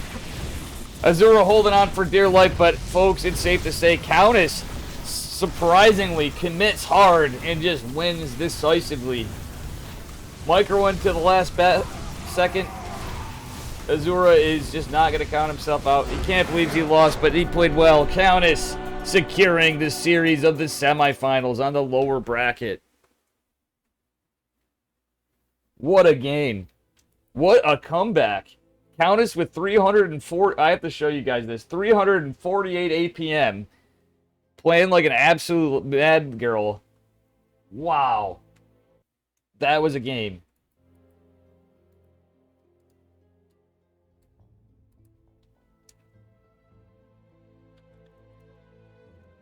I need a few minutes.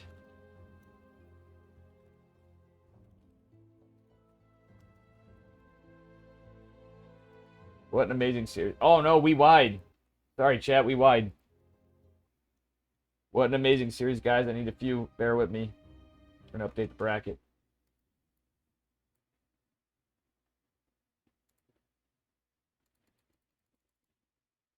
And see how it's looking.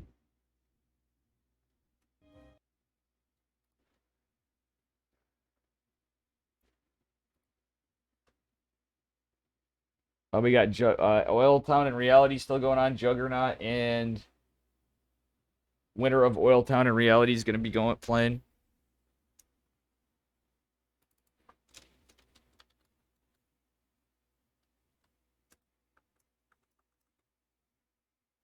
Reality's actually doing it.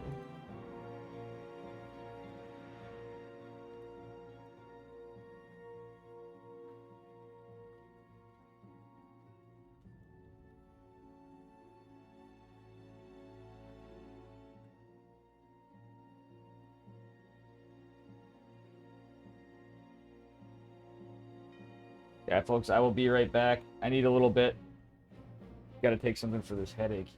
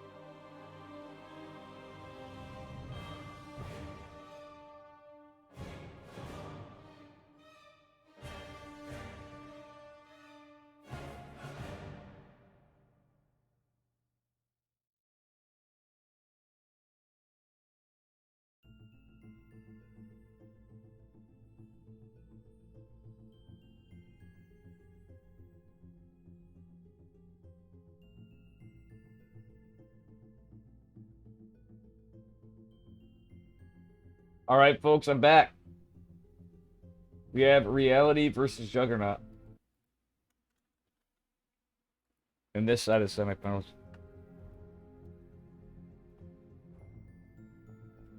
And I could find no shit for my head. Oh, here we go.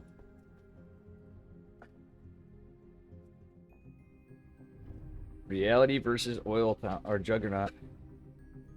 Oil Town, it goes down.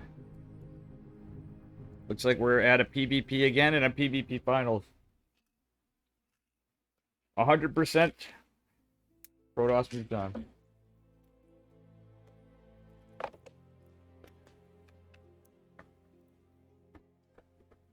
Very good stuff.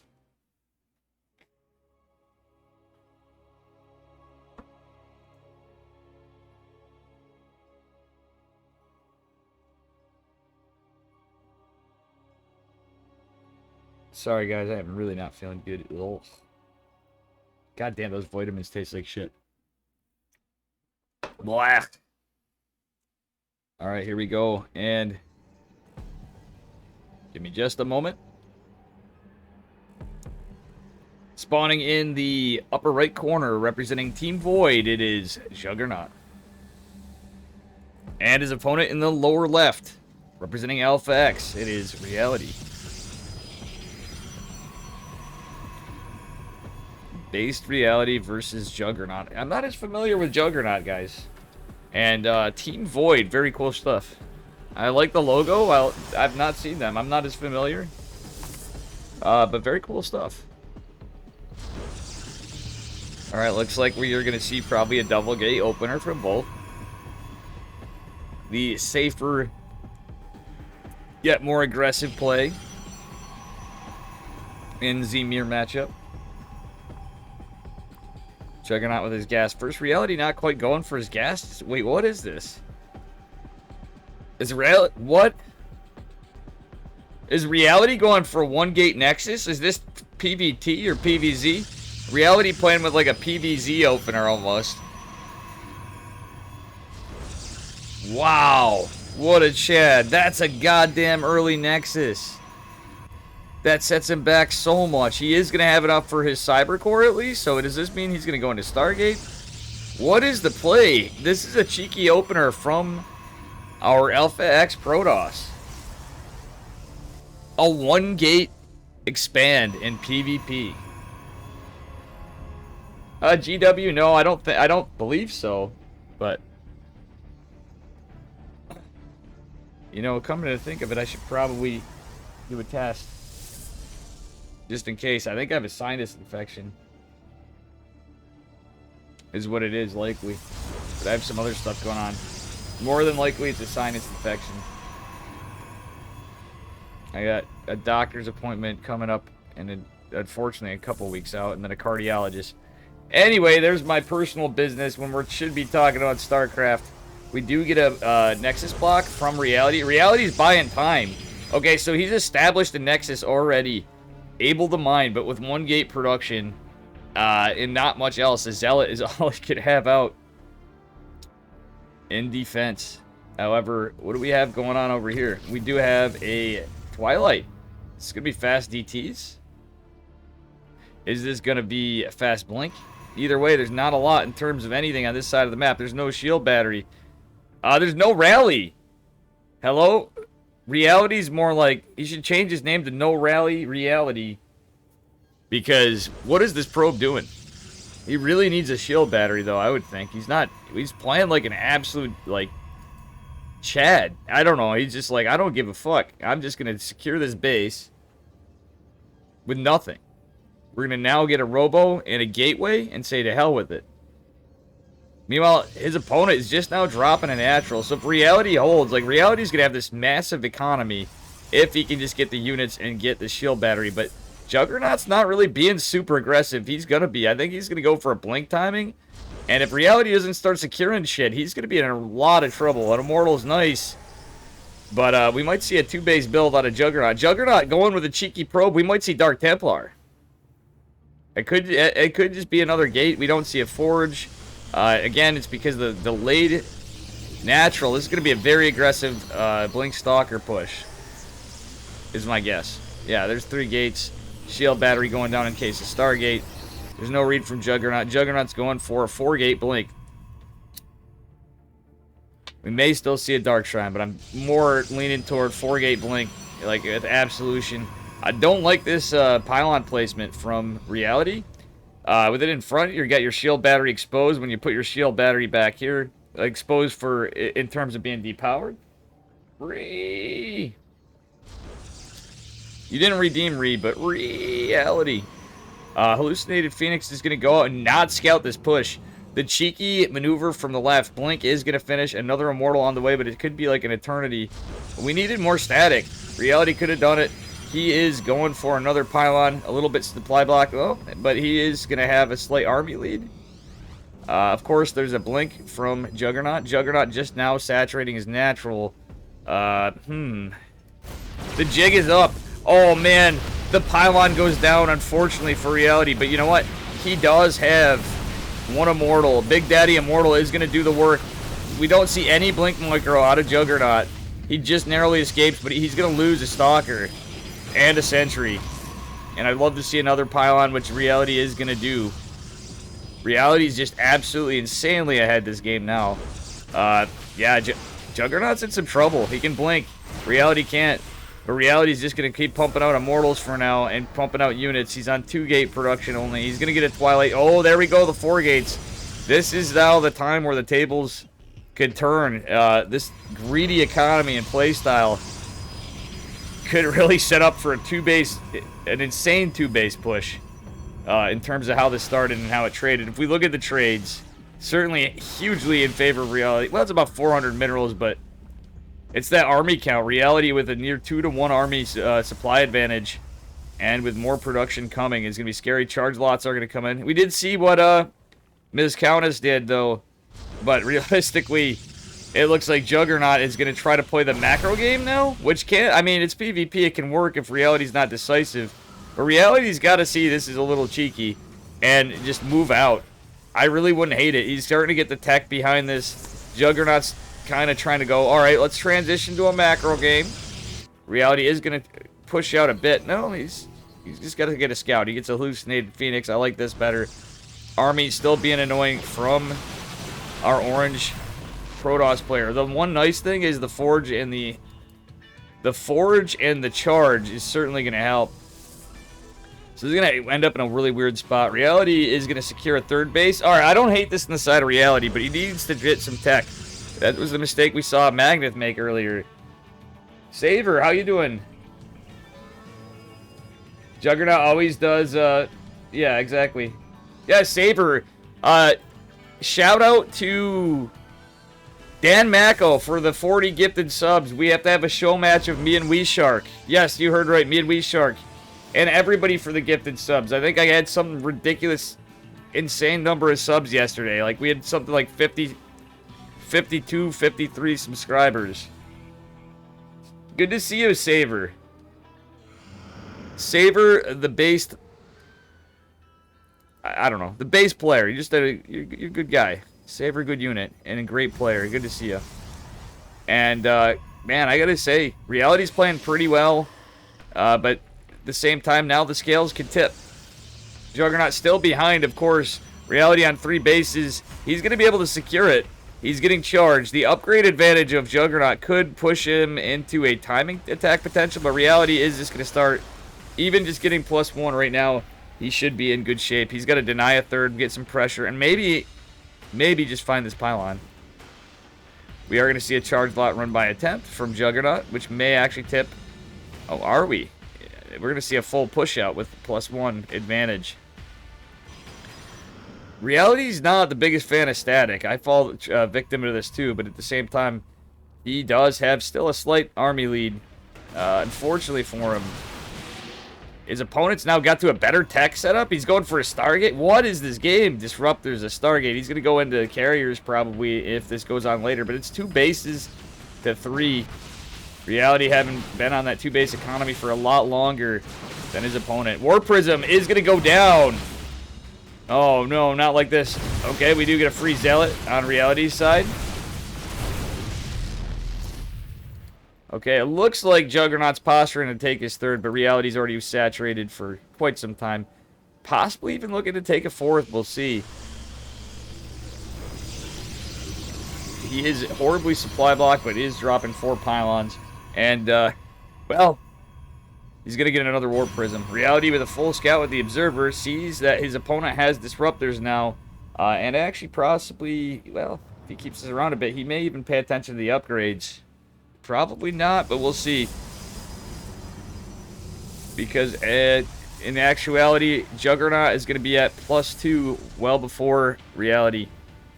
However, Reality's +1 is about to finish, and he is going to react by getting a Robo-Bandazon.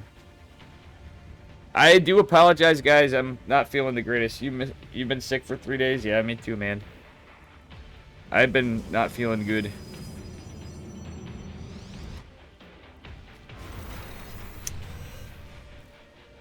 All right. Immortal, Stalker. Yeah, I don't know. Reality's got a bigger army supply still, though. I think he can just shit on us. He just has to respect the Disruptors. The key is respecting the Disruptors, but he can actually go and destroy this third. He's going to instead opt to be a defender, but without Disruptors yet. The Reality's getting some. He's getting the Dark Shrine. We do have a Void Ray coming up. What the fuck is this Void Ray? You're a hipster. I just get a common flu. Yeah, I just have a side. I mean, I personally have a. I think I got a sinus infection on top of other stuff. That actually could be explaining a lot.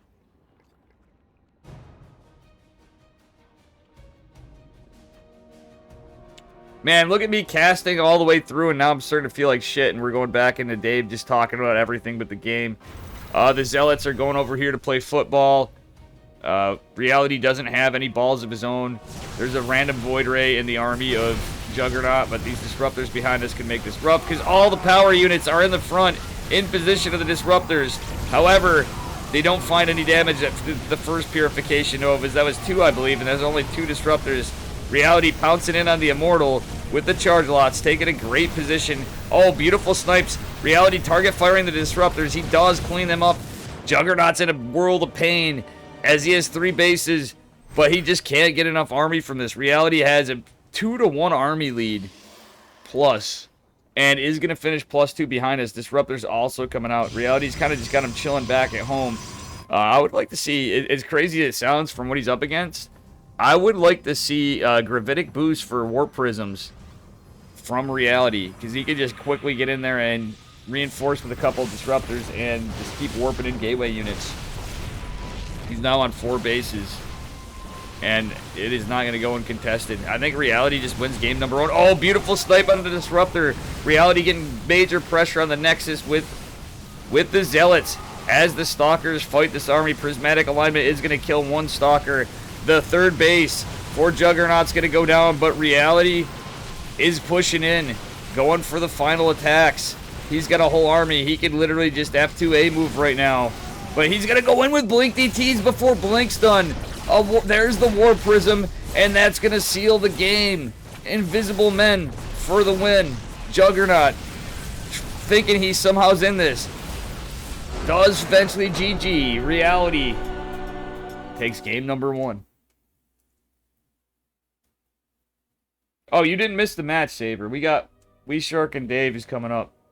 But we might be able. Poor Wee Shark's like, Dave, you're just going to dumpster me. I'm like, maybe we can play it when I've drank. But honestly, I'm going to hold to my guns and trying to take care of myself a little at a time, more and more.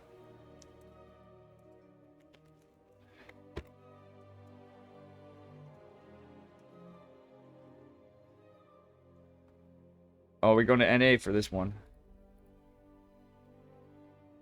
That was a crazy game, and look at me missing the DTs going, and we caught them just at the end at least.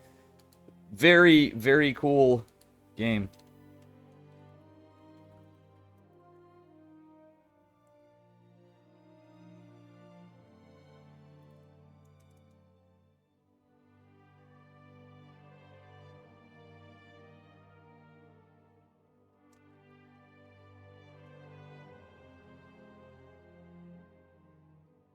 This is a different person, Brendan. This is not Juggernaut Jason.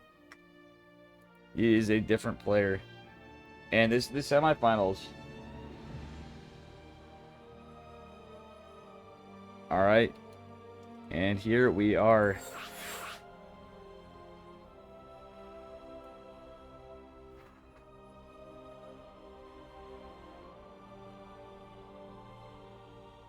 Good to see you, Brendan.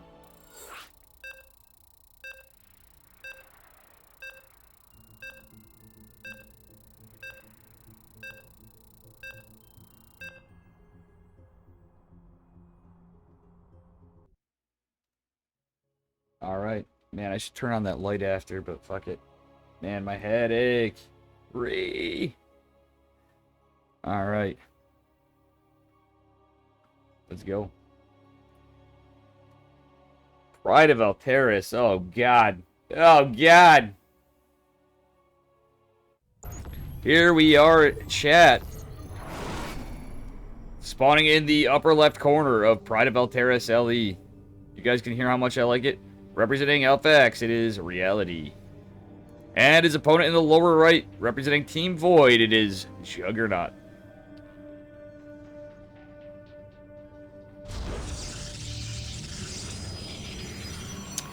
Alright, let's see what we got here. Do we have any memery in this game? We had Magnet with the best memes of the tournament today. And folks, if somebody wants to check...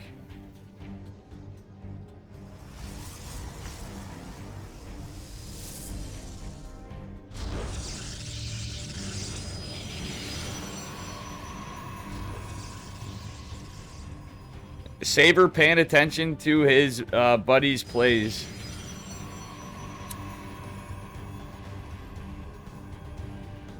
If Reality goes 2-gate, you'll see Stargate in a 6-minute all-in with 3 Void Rays and Stalkers. Yeah, I've seen some play like that lately, but we'll see what happens. Admittedly, Saber, I'm kind of embarrassed in chat. Like, as many of you know, this used to be like the Dave thing. I mean, I pumped a lot of money into Legion Cup over the years. And I've casted a shit ton of it. But I've not been following everybody lately. And I feel bad, so it's actually kind of a refresher. I'd like to see these guys in the Open Cups, too, because I got to catch them in there. I'm hoping these guys continue to improve. As I'm seeing some improvement already, guys and gals, I should say. Countess playing absolutely cracked. Hope we have some time tournaments that she can play as well. But you guys are all just wild cards lately. In the last year, I've seen a lot, not just a lot of improvement, but just a lot of just great tight builds. Obviously, we see the little bits of mistakes, and this is fun. This is quality StarCraft, in my opinion. You know, I've casted enough pro games at this point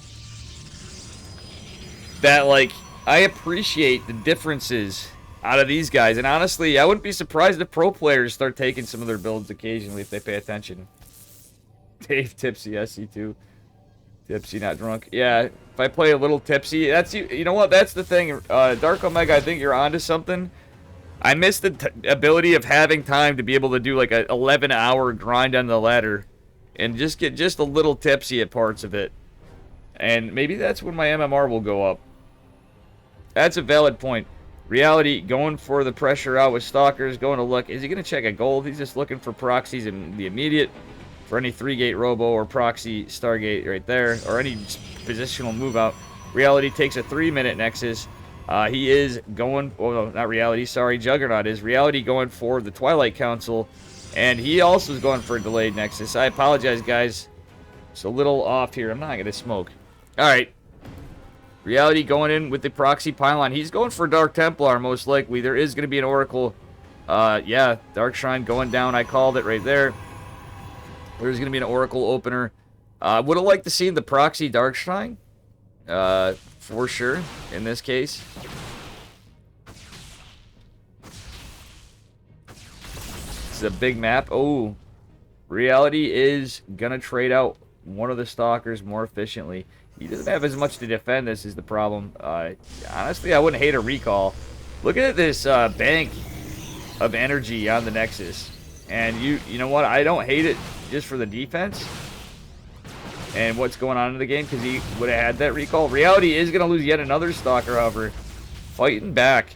Reality getting the proxy pylon. Do we see a gate? Oracle going to go in and find the Dark Shrine. Again, you know, that's the thing. You're tipping your tech. Even though he's on Stargate, Oracle's rev tags just shut down Dark Templar so many times. 6 workers going down for Reality. We are just, well, he's 5 workers behind now.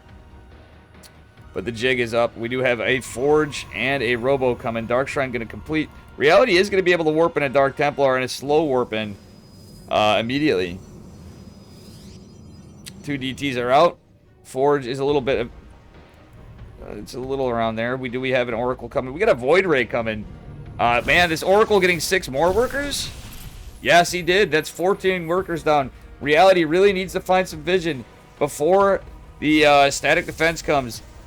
The DTs are going to be possibly scouted and body blocked, but let's see if Reality can make his way up to the main and the net. Oh, the probes are going up here. We don't see a pylon.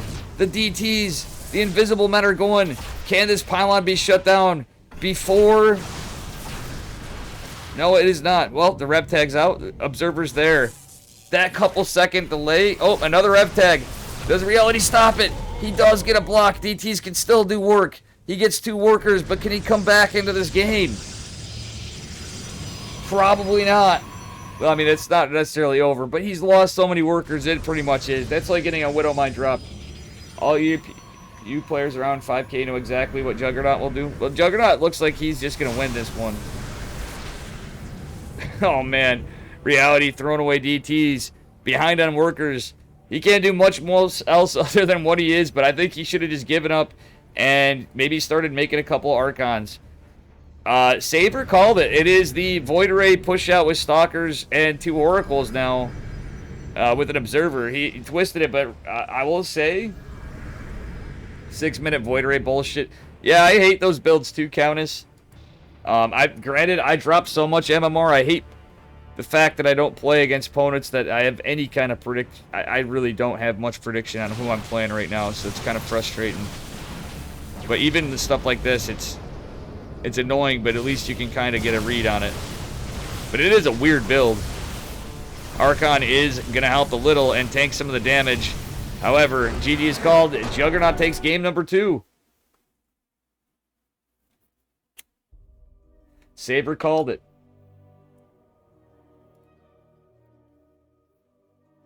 Reality almost had it. Again, I think if he had a proxy Dark Shrine in that game, right where he was at, he would have been completely fine. Yeah, Countess's games were fucking cracked. Countess actually, with the huge, just honestly, strategically amazing games. You were just confident, and, you know, you just did the work. Oh, we gotta go to EU. Shit.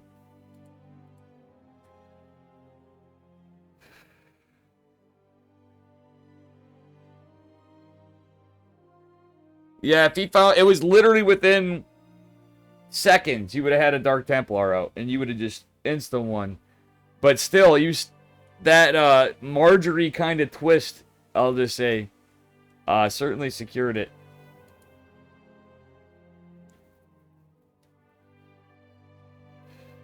For sure.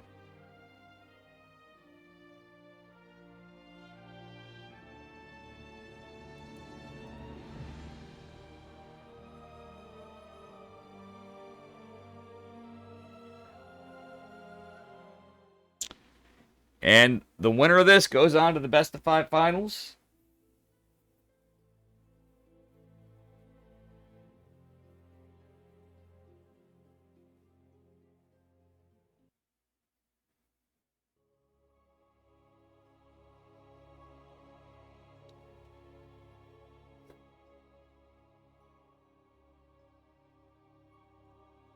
Yeah, that DT play from Countess literally came down to seconds. That was so funny. Such a good goddamn game. And you came back very strong. Alright, here we go, folks. Spawning in the upper right corner of Hardwire LE, representing Alpha X, it is Reality. We're back to the EU servers. And his opponent in the bottom left, representing Team Void, it is Juggernaut. Thank you again for the predictions, Dark Omega. You have a chance to potentially win those channel points. Winner of this series goes on to fight Countess in the finals in a best of 5. Okay, it looks like we might have a cannon rush from Reality going full NA. Do we do it? Yeah! In Spirit of Magnet, Reality's going in, coming full NA.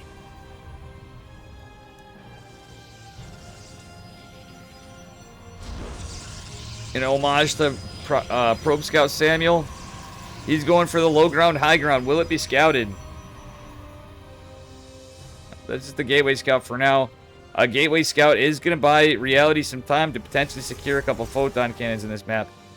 What's going to happen here? Okay, well, second probe is going to go drop the gate. Maybe look.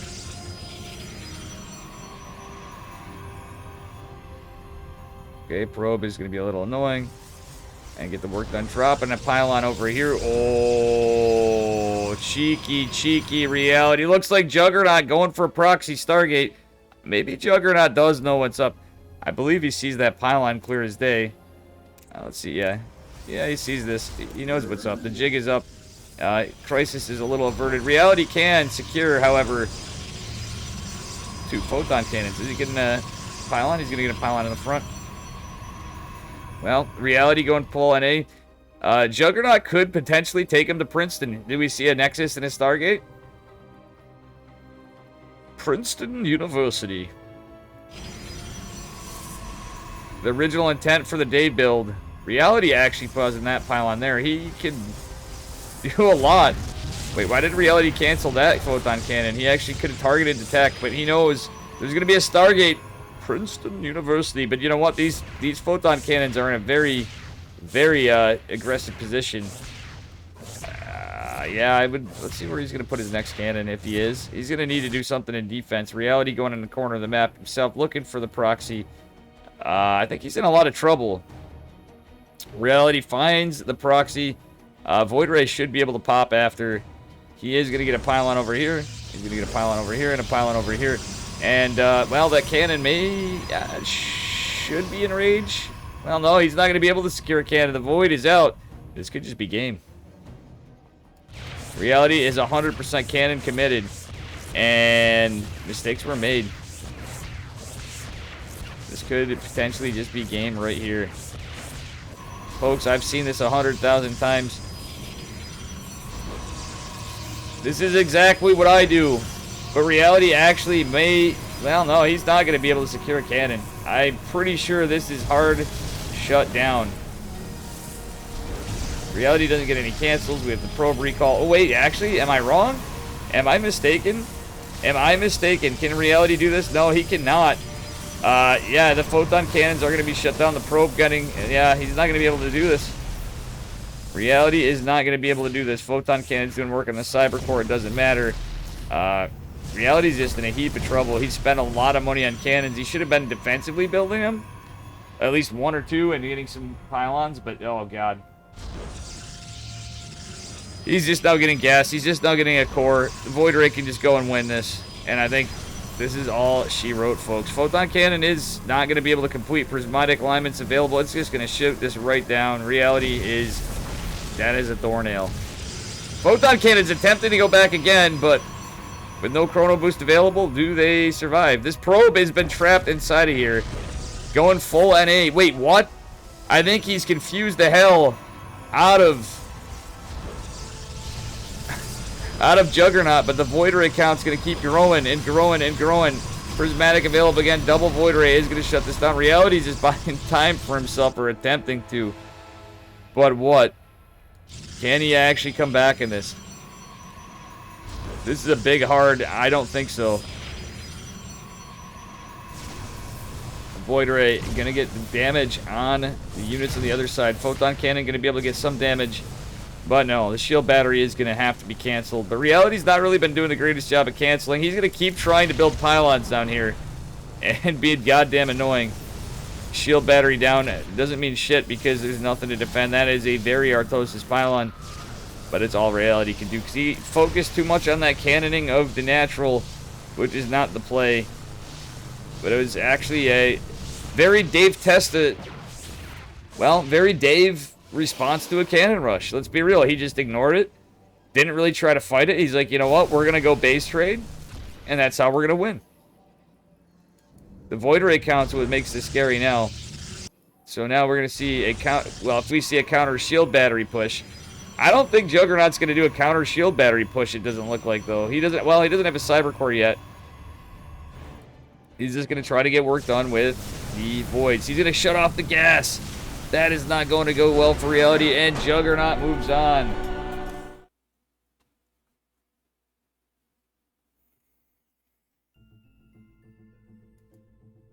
All right. It is Juggernaut versus Countess. Very well played by both players. Unfortunately, the cheese was shut down. Very well played in your matches, Countess. Good luck, Countess. Good luck, Juggernaut. We are in the finals.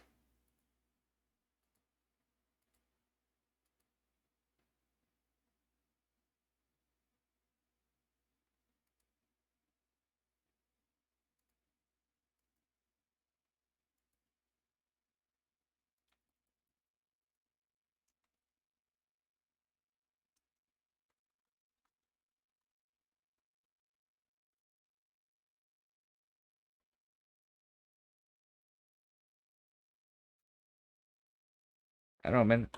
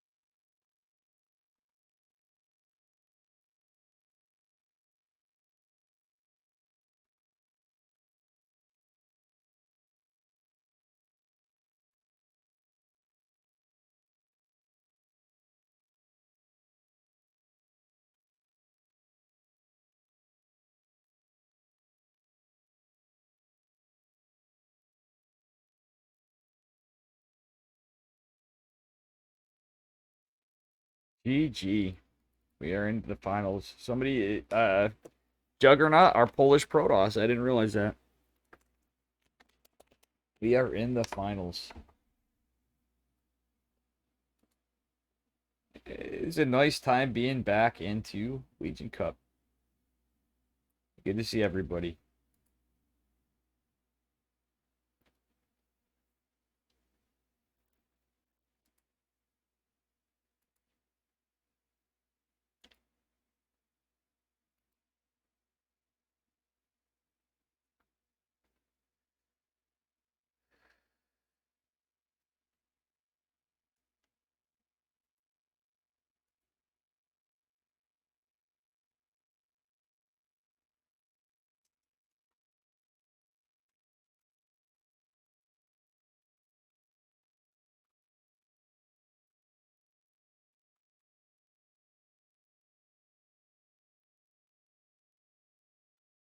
Well, guys, I guess our Polish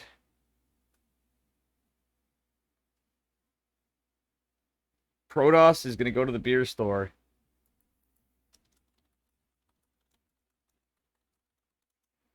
So I'm going to play a...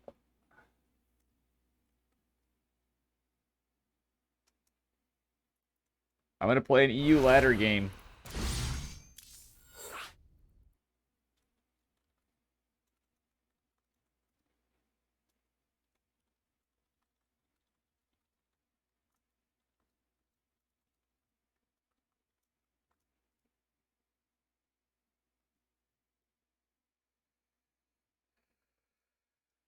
So here we are. Put some music on.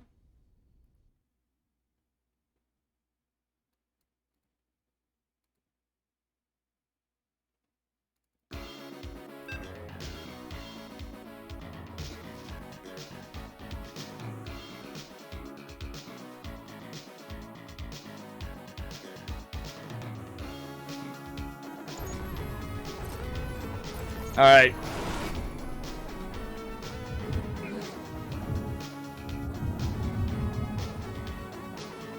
We're killing time until he gets back.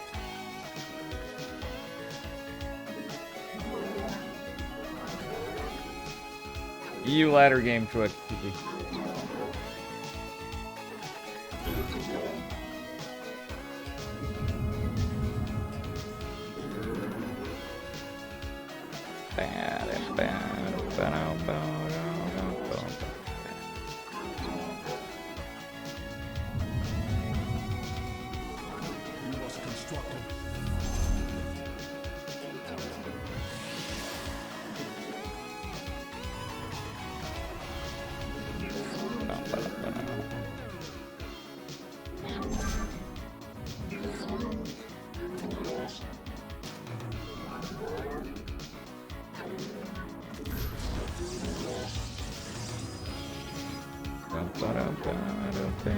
Sorry guys, we're waiting for that, so I might as well play a ladder game.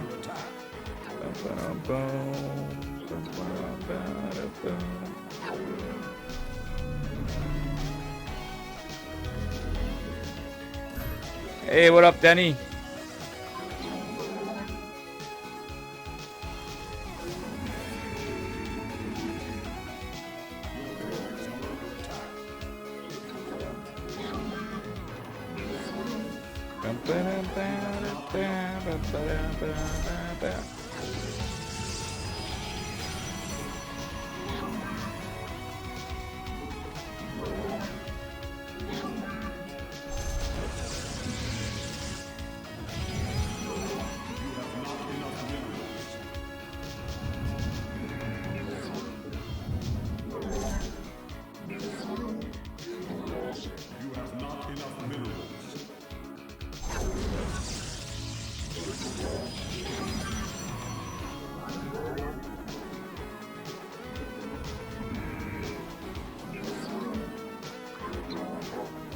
The fuck is this?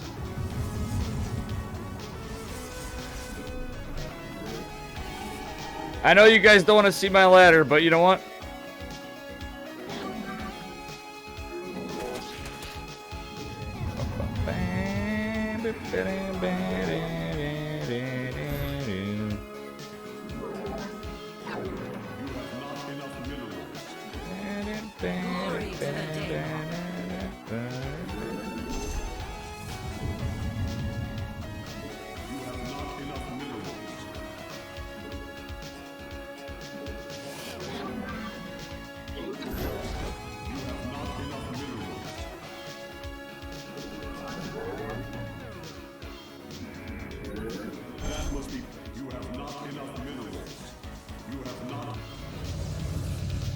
The firstborn shall persevere.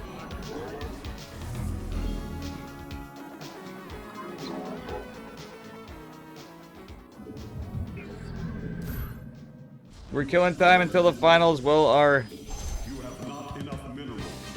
You have not enough minerals.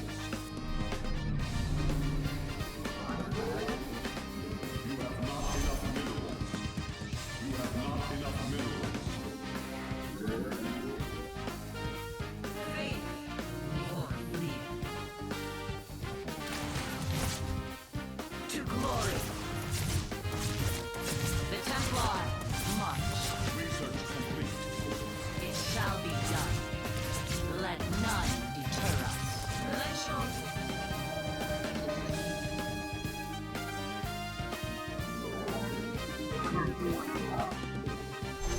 We serve.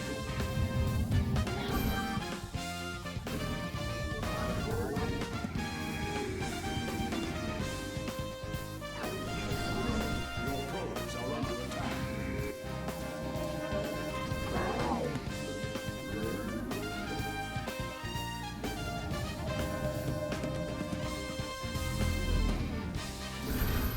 You require more Vespine gas.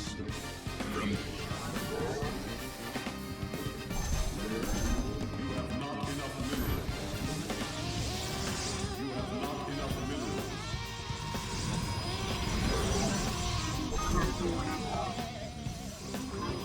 Yes.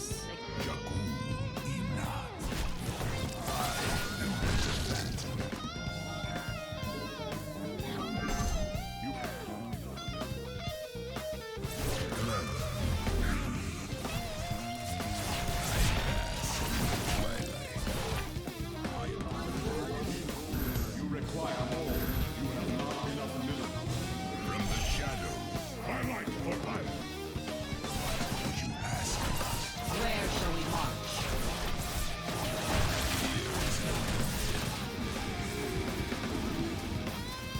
Research complete.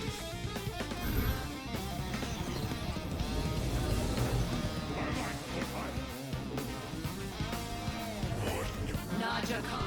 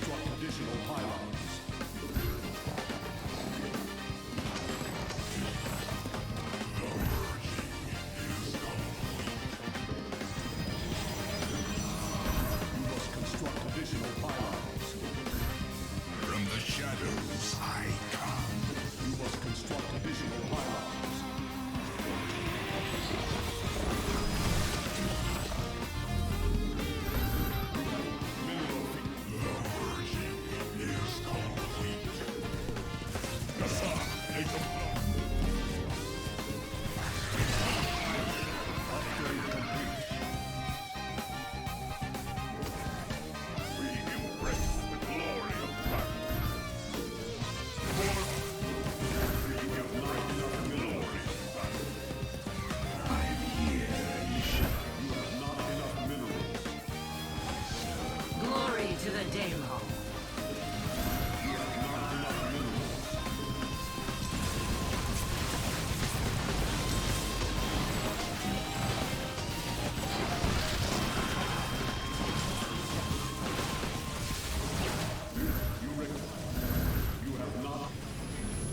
From the shadow. Twilight for light.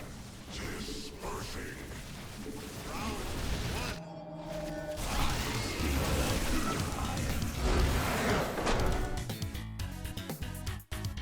Get fucked. Alright.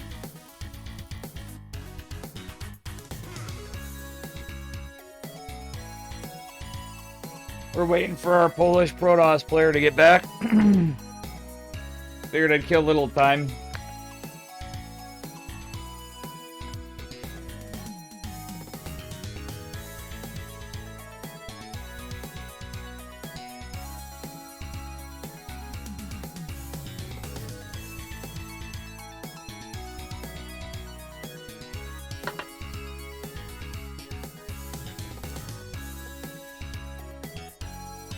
Alright, we're going to move on to the finals. That's a lot of Giles theme, chat. By the way, if anybody's new here, which I doubt it, in case, smash that follow button, please, and thank you.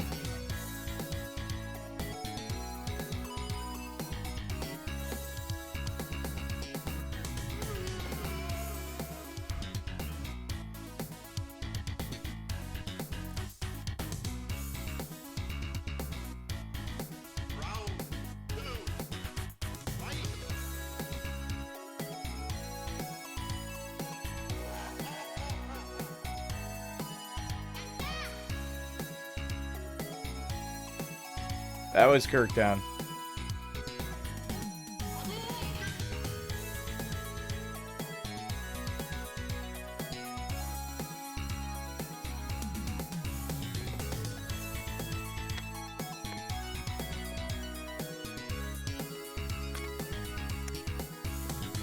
I should have kept my army together a little more, but yeah, earlier on. I knew we were winning that one.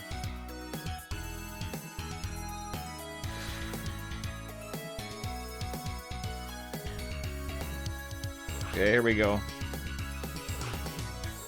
And that said, we're now on to the best of 5 finals. What up, Marco Yolo?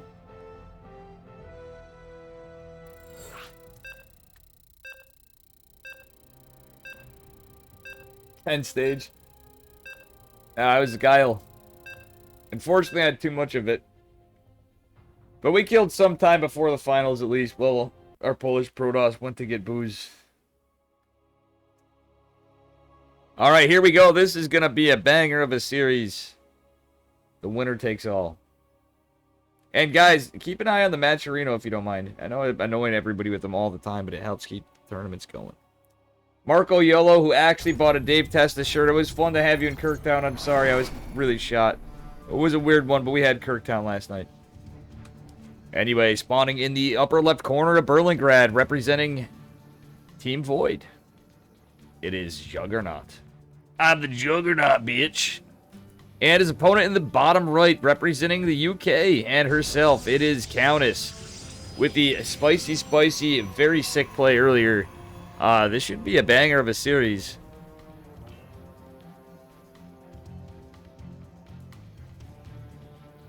Little bit of memery, a little bit of just absolutely solid play from Countess earlier. Juggernaut with some interesting builds. Reality coming in with the going full NA in the last one. Oh no worries, Marco. Oh shit. Sorry. Nothing we could have done better there. I forgot I was on screen. Sorry about that. Players, I'm sorry for scuffing your match chat. Rip. Mistakes were made. Anyway, we were on a 2-minute delay in the Legion Cup Bi-Weekly number 25 finals, and I feel like it's been like at least 6 that I've missed. So it's good to be back casting some Legion Cup. ZZ. Why the ZZ? Magneth, you had some fun games. Magneth gets the Memer Award. Magpax or Memenith is his new nickname for me anyway. Very good games, Magneth. You put on a hell of a show today. Alrighty, let's go.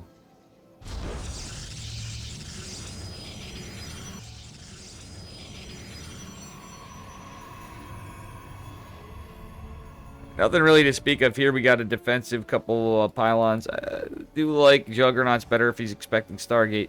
I really don't think we're going to see Stargate out of Countess from what we've been seeing of her. But she might pull something out. Countess going for probe, looking for proxies, or potentially going for one herself. I think she's just looking around for the potential of a 3-gate robo or proxy Stargate. Checking the locations. Very intelligent scout. Double Stalker is the weapon of choice from both. Juggernaut going for a Twilight before Nexus. But still. Ooh, look at Countess. Looking around for proxies. Countess may be doing the same herself, though. But I think this is just more defensive. She didn't really get a read up on the top, but you really can't when it's Stalker 30. Okay, she's going for double sentry follow-up. Kind of like the Zest style of play. Double Stalker, double sentry, double gate. And we will see a Nexus going down at 252, 253. The Zest opener, the old...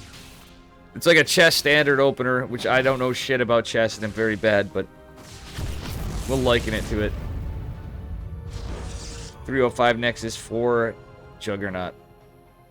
Okay, he's going in for a quick blink. We're probably going to see 4-gate blink. There's the 3rd gate. Do we see a proxy? Ooh, Countess in a position to potentially proxy herself. Or scout for maybe an Oracle. But she's not really behind the mineral line with that probe. Okay, she is getting a Twilight of her own. But this is a fast blink. Ooh, buddy. We might see Dank Templar. Dank Templar against the Twilight opener. A pure Twilight opener could be pretty good. Are we going to see blink in the Dank? That's what I want to know. Okay. Worker count is in favor of Countess. She doesn't have the units, but she's going to hallucinate an Oracle with the full Idra mind games.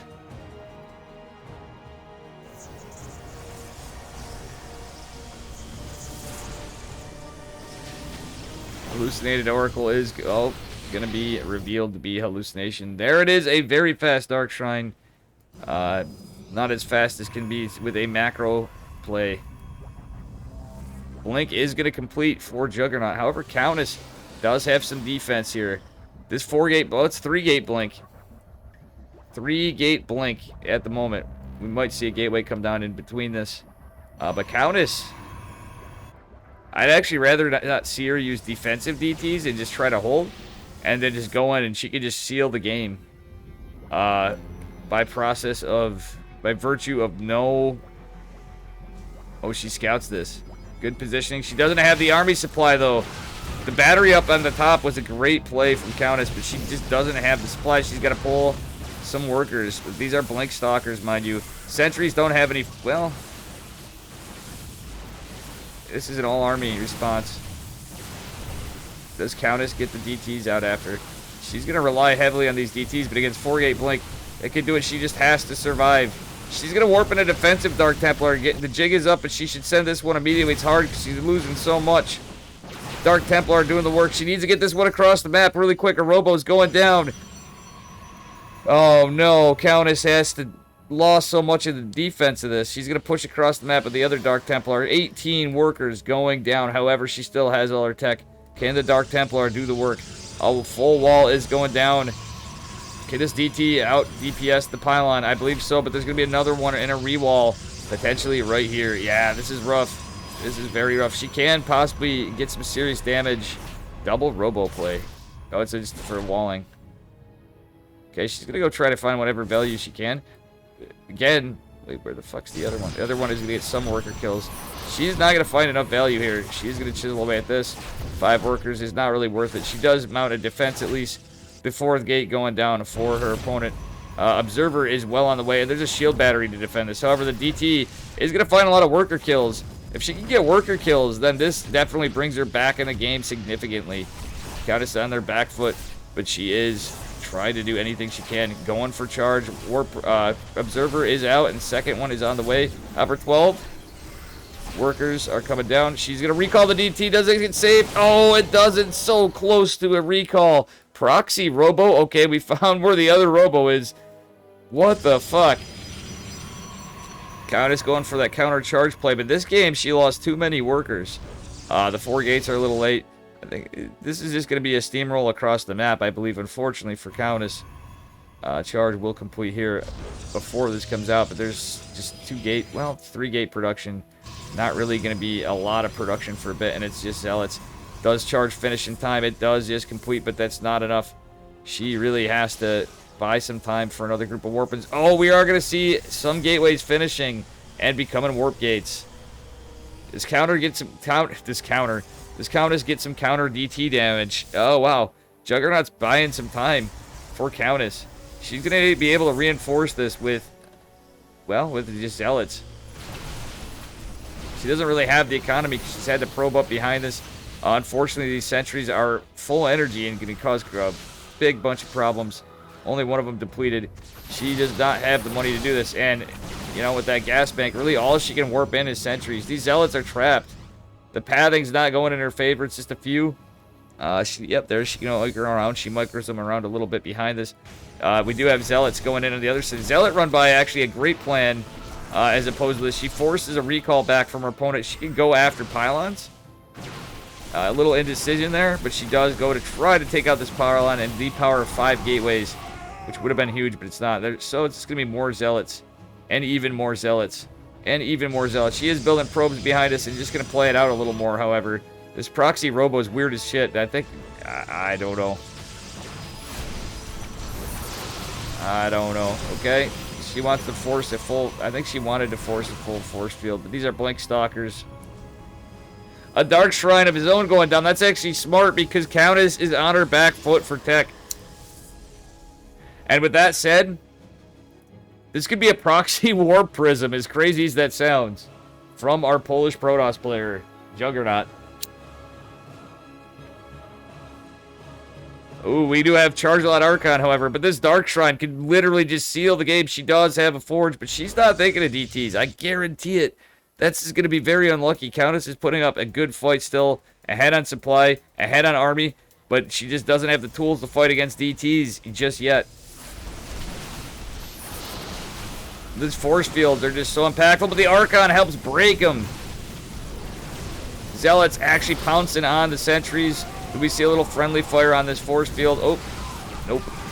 Okay, Countess is going to back up. The Dark Shrine is done.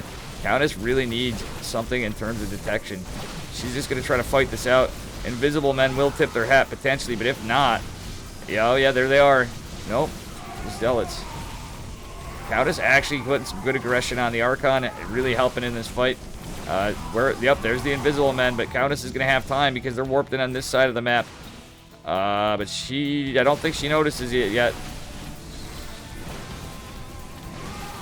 Ooh, that Archon is on death's doorstep. It does go down. Invisible men may be showing their hands now. I think Countess knows. Oh, GG, Countess knows it. The jig is up. Very good game, number 1. Again, it's a best of 5, so anything's possible. Moving on to game number 2, momentarily.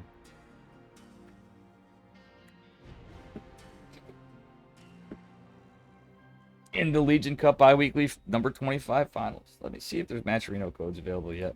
I applied for them. Let's hope we get them. We are really, really hoping for it. No. No.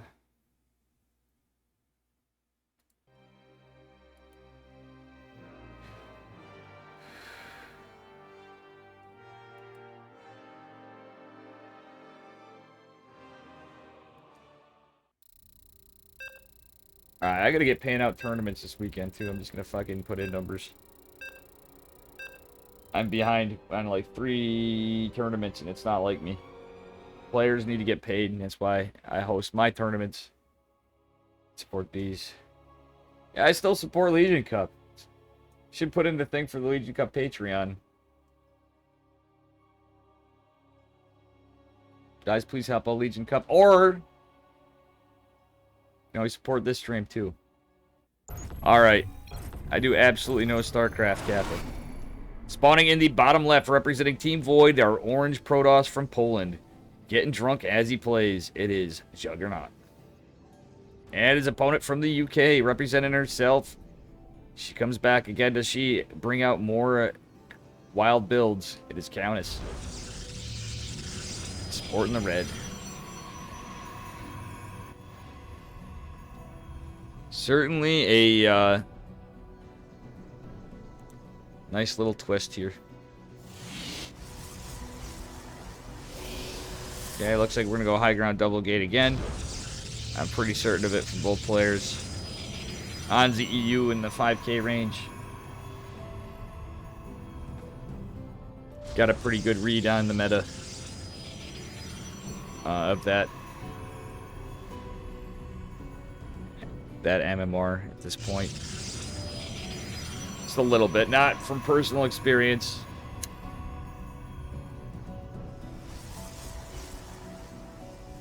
Vroom, Mr. Green. All Norway has been moved. Mr. Green.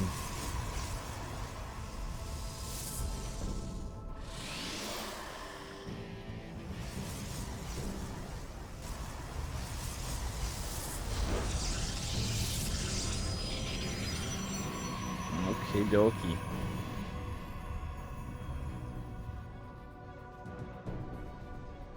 It's a tournament green.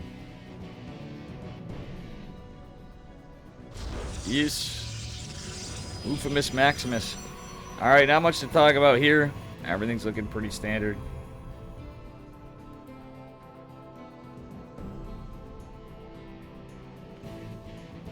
Juggernaut going for the low ground pylon in a nice spot. Let's see what Countess is up to over here. Looking pretty similar.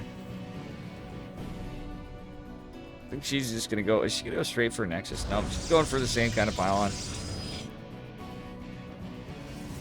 Some really good games today. And some really memeing games today. From Magneth. Magpacks. Countess with the cheeky little Nexus block. We do have a Stargate from Juggernaut. Countess immediately going over to the third base for some shenanigans as well. She's scouting. She's going to hide it. What's going on here? What? She's just scouting for proxies. Oof. Okay, we have no defensive shield battery. So it's not without the realm of possibility. Countess might find herself in an unfortunate position of getting hit with a Stargate, but she needs to get a read on this. Actually, a normal time nexus from her opponent, normal time nexus from her. As we have this game going on. Certainly an Oracle is going to come out of the Stargate. Or standard PvP. Countess does get a shield battery. Well, no, it's just in her natural. And she's going to have to go kill those unbuildable rocks. Okay, she does get another one. That's actually pretty good for another battery in the main. Oracle is not done yet. 4 Stalker pressure going across the map against double sentry Stalker. Triple sentry. Interesting. A triple sentry delayed tech out of Countess going into Twilight. Which in terms of this is pretty good. She's going to pick this off. She does save the other sentry though. I almost died. Warp gate's completed for Countess. Warp gate is not quite done for Juggernaut. And her Nexus is going to finish marginally before her opponent. Oracle is going to go try to find some damage. Is Countess paying attention? Do we see a stasis? What do we do? Countess is paying attention. We had a little bit of AI derp. But you know what? The 1 probe pull. Totally worth it. Countess holds. And she fends off the Inquisition in the front. We do have another Oracle joining, however, and she needs some units in here. She only has 1 Stalker and a shield battery. But the Stalker pressure has retreated, going back to the natural for defense in event of anything weird. Countess does have a proxy again. Ooh, the double Oracle doing a lot of damage. 4 probes go, 5 in counting. Oh my god, this is disastrous. So many probes going down. 7 probes in total with an unrelentless force of, well, a Void Ray coming. Void Ray is scouted by the probe. Probe goes back down. And this 1 token Void Ray to rule them all. 1 Phoenix to stop them.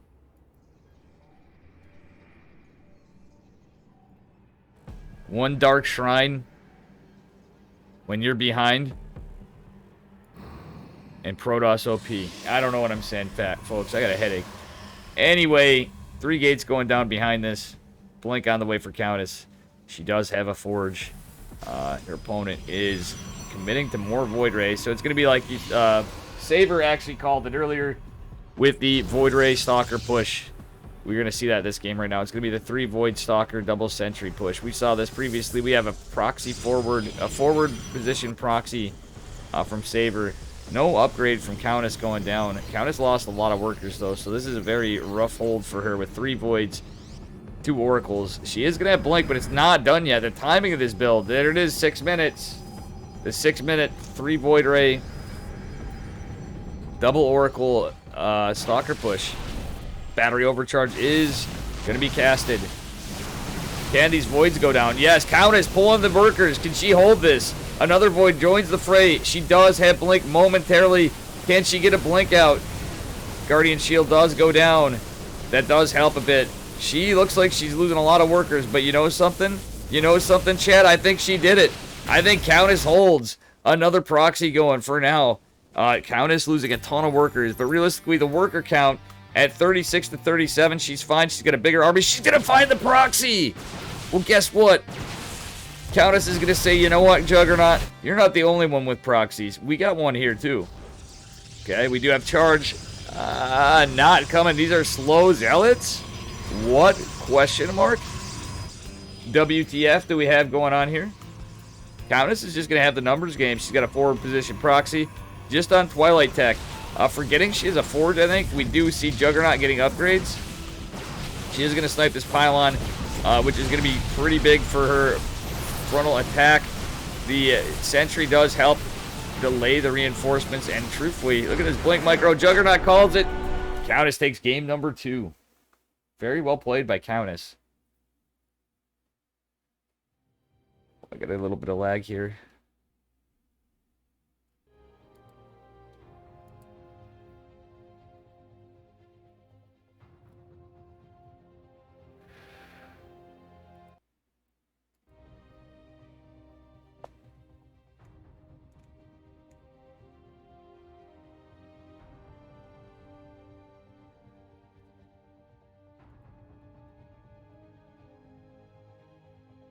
All right, moving on to game number 3 in this best of 5 finals.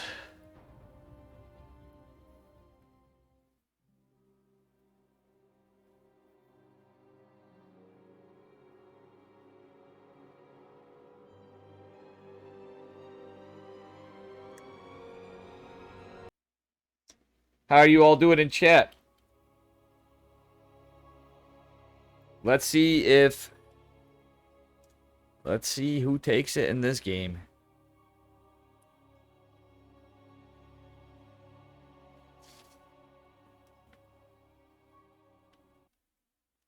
All right, let's see if we got any cheekiness in this one.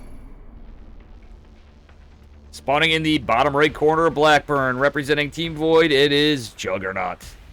And his opponent in the lower left, the queen herself. Nope, it's the Countess. Our red Protoss. Going for the low ground pylon against the high ground. This is like what I'll call out like every week when we watch like Trigger versus Geralt or Christianer. Countess going for the 1 gate expand, possibly with the Stargate play. We'll see. We'll see. We're probably going to see Stargate at Blackburn. It's usually it's pretty standard play in this map. It is not outside of the realm of possibility that both players are going to play Stargate. Ooh, is Juggernaut looking for it? Nope. Juggernaut looking for something cheeky. That or what? Why? Okay, Juggernaut potentially doing something cheeky himself. No, he's just going for a weird scout. He was checking there for something. Hey, what up, Maxwell? It's good to see you, Maxwell. I miss all of you when you're not here. Alright, anyway, this is the finals. Oh, I forgot to update the score. It is 1-1, and it's best 5. Feeling a little under the weather. How are you doing today? We are on a 2-minute delay, so you're going to hear this 2 minutes from now. Juggernaut. Going for potentially a proxy Stargate. Juggernaut's certainly a fan of Void Rays. Let's see if Countess scouts this. Countess going for the early expand. Like, definitely, this is like a reality game. She's going for this. Does she scout the proxy? Countess actually going to try to delay a Nexus. This is 100% going to be a mind game proxy Void Ray. I am very confident of it. There it is, folks. Exclamation mark Princeton. Countess looking. What? Is she going in the corner? What? The Zealot's looking for proxies. Countess going for potentially another proxy. Not checking the proxy Void Ray hole. I mean, it could be an Oracle. But Juggernaut playing like me, I would go straight for fucking proxy Void Ray. But the thing is it's not so great in terms of where her tech positioning is. Can she scout this? Double Adept opener. Very unlucky for Countess. Or for, yeah. I don't know, she had the probe in position. She's got a Stargate on the way. Another pylon going in. It's only an Artosis pylon, though, against the Void coming out. There is the Void Ray. No shield batteries. Shield batteries not included, folks. Anybody ever watch, Yeah, unfortunately, I cannot at the moment. If a mod is available and can do it, that'd be great for bets on this game. But now the game's already started. Sorry, folks. I'm a little bit of boomer here. Adept's going over here for some reason. Just going to hide him. I don't think Countess knows what this is. She is full walled in. Actually, she's going for Phoenixes. Phoenix could shut this down pretty quickly. It is going to come out faster. Void Ray going to come in. Phoenix is going out. She knows what's up. Countess 100% knows what's up. Proxy Void Ray with Adepts. Oh, and the shield battery. The Proxy Void Rayer doesn't have the battery, but Countess does. She's going for another Phoenix. She is on 2 base economy and about to finish Warp Gate at that. So, full walled against the Adepts. This is Adept Void Ray on 1 base. Hey, how you doing, the Santa Claus? Good to see you.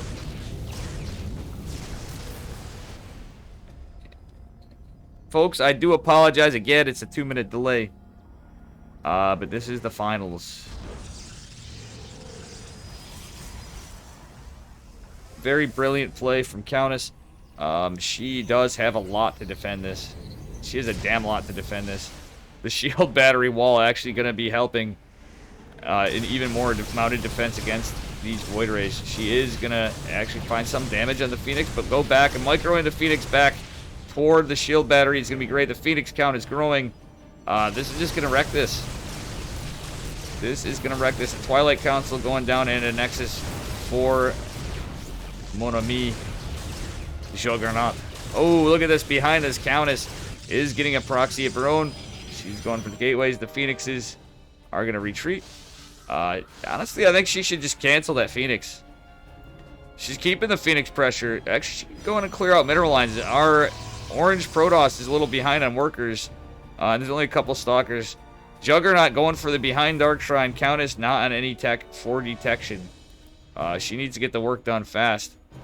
Or she has Phoenixes, actually. She can scout this and immediately react. Her opponent does have that proxy, but she has not scouted it. Unluckily for her.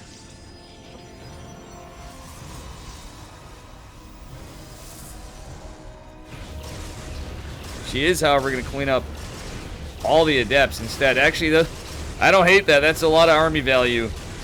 And they certainly can't be annoying after they're cleaned up. Adepts are all cleaned up. Dark Shrine is about to complete, however. Countess with no detection. So this full wall will help. Oh, no. Okay, she's just now getting a robo. Dark Shrine is finishing up. At least the robo's coming a little earlier. A little bit of a supply block. Countess going to rewall again accidentally.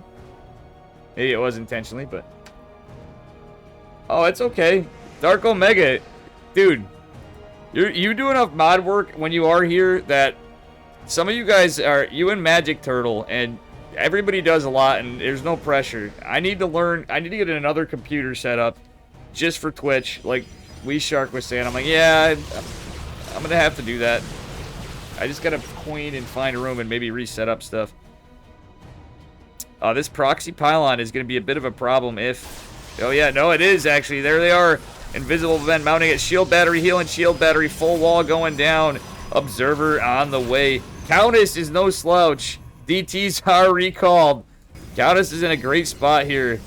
Invisible men going back in full force to make Archons. She could actually pick them up with Phoenixes after, too. That's beautiful. Actually, yeah, she's going to get a lot of work done with these Phoenixes. Killing some of these Stalkers. DTs are helping Juggernaut clean this up a bit. Yeah, all the Stalkers going down. She still has energy for more. This is not looking good for Juggernaut. This is not looking good for Juggernaut at all. Countess has everything she needs. She needs to wait for the Observer to come out. She gets an Oracle, actually, in fact. She's going to have double, 2 forms of detection. Archons are not able to be picked up by the Phoenixes, however. And we're going to see a lot of pressure from workers and such. The only downside of these Phoenixes right now, Countess going for an Immortal, getting Stalkers warped in. She's going to be able to just reinforce this really well. Trading very efficiently, and just, what a beautiful reaction.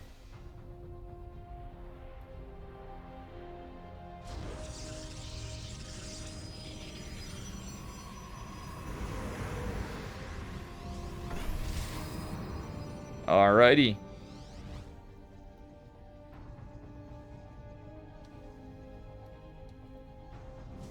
Magnet. Yeah, I know Maxwell's already. We're already there. We're watching the game, not, you know, we're all watching the game. Actually, Countess is in a fantastic spot. Lifting off all those Stalkers. Archons are not. The Archons are out of position from the shield battery. That's just too much DPS. And the Graviton Beam is, well, whatever. I'm a little shot. The Phoenix liftoffs were just absolutely beautiful in the offense. But Juggernaut's still somehow holding on a little. Able to get Blink behind this. There's just been no economic damage. However, Countess just has a massive army. Phoenix is still doing the work. Rotterdam would be proud. And actually, the Phoenixes might cause a little bit of a misfire here and there. And eventually, doing this Juggernaut kill, declares GG, and Countess takes game number 2. If she takes game number 3, this is that's it.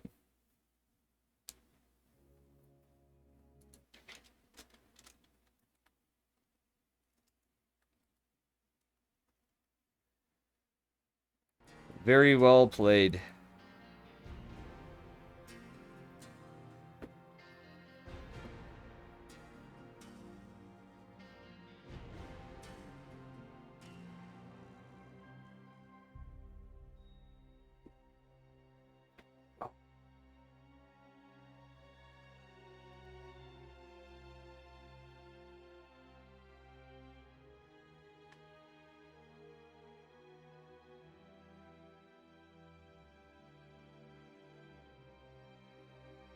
Regular. Come on, Saber.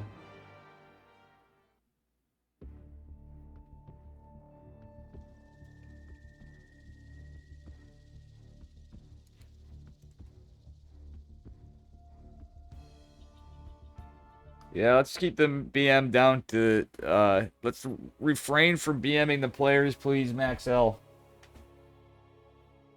There shall be no player shit talking here. Alright? I understand the balanced wine meme sometimes when we have tournaments, but, you know, no player shit talking. Or you get the timeout. The timeout of death. Alright, here we go. Spawning in the bottom right corner of Curious Minds, it is Juggernaut. Sporting the orange. And his opponent in the upper left. It is Countess with the lead by 1 game. Can she clean sweep it? Not clean sweep it, but can she do this on a 3-1? Or is Juggernaut going to take us to game number 5? We will find out.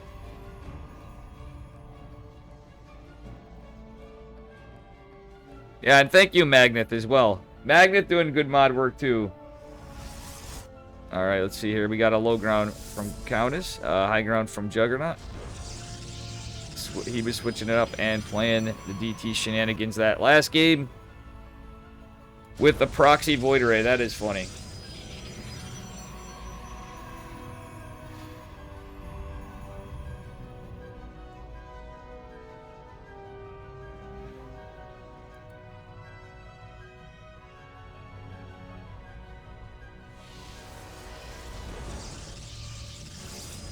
That I would agree with. We're all a little crazy for playing this game, Maxwell. That is actual facts. I think everybody here could agree on that. Everyone here can agree on that.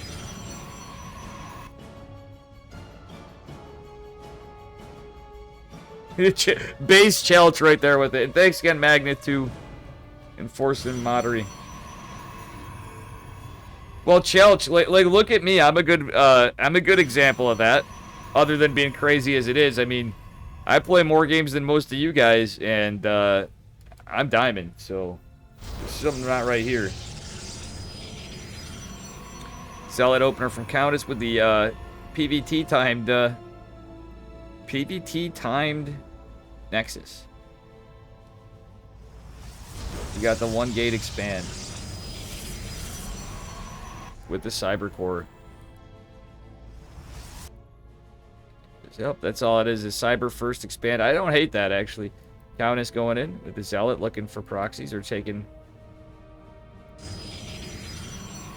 Securing some Mac vision, potentially. Why isn't she going to the Zelnaga Watchtower? She might as well just take both the towers after. Oh, she's going to go be cheeky with this. She doesn't scout and expand, or an attempted expand. Well, first Stalker's out. Is she going to react and drop something? Does she get a drop? No, she does not. Okay. 14K on Countess. You're no fun, Dave. Let's have a political debate or biological debate. Well, all I can tell you, political debate. 100% chance of Yeti and Dave Testa winning the presidency 2024 Kirktown. Who here in chat saw an ESL chat? People were actually typing Dave Testa 2024 in IEM Katowice. Yeah, you can be a mod. Absolutely, Chelch. I will mod you after this game. Chelch, remind me, I will mod you.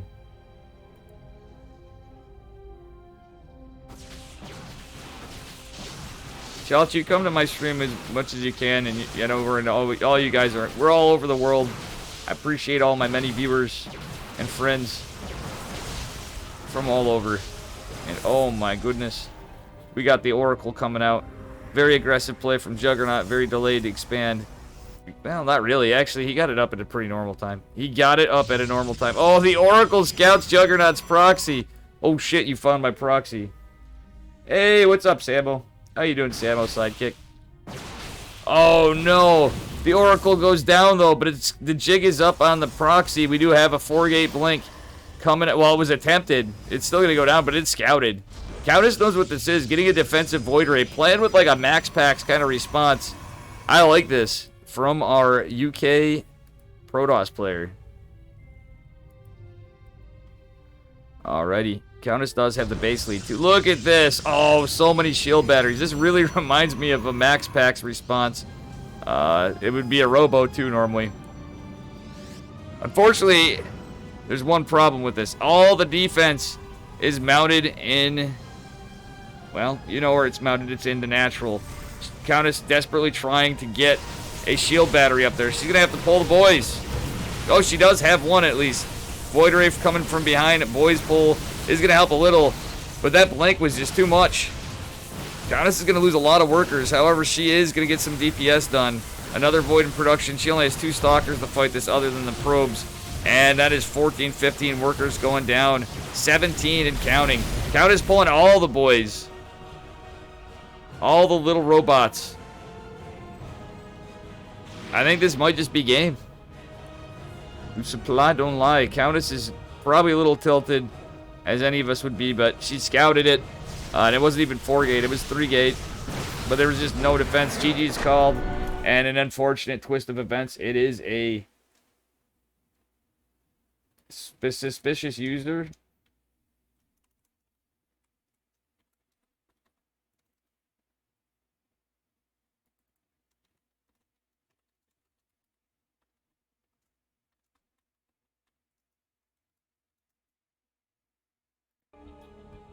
We're moving on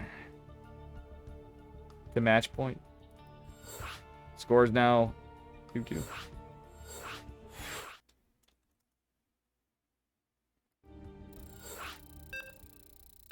I'd take any mod. Mod you too.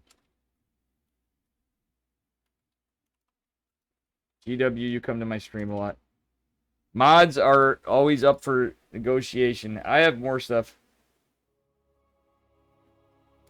Magneth? I'm not sure. I don't mean to undermine my mods. Dark Omega and my Serious Ones. The whole thing is, at times, I figure if anybody happens to be catching my stream and other people aren't, and some goofy shit happens, then we're covered. Or mostly for predictions, or whatever, and plus whatever you guys want to do. But it's no disrespect to the Supermon spawning in the upper right corner of Hardwire, representing Team Void. It is Juggernaut. And his opponent in the lower left, the Duchess of the UK, it is Countess. But I hope you guys aren't upset. If you know me, I like to give all you guys stuff. But GW Dragon's been a super fan. If anybody screws up around with the mod stuff, though, too, you definitely lose it. Mod trolling is welcome to a point, but... Anyway, I'm a little tired. I'm not feeling well, guys. Sorry for the complaints and whining. We're on to game number 5. This is match point. Winner takes the prize. Also...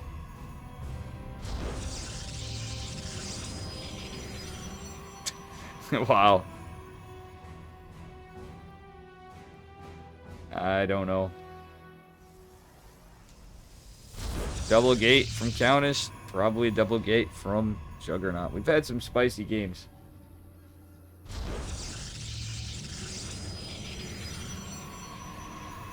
Gator, how you doing?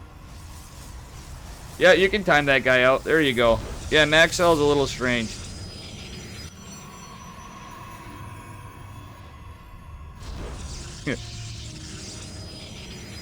Maxell's alright, but he does always push his grounds here.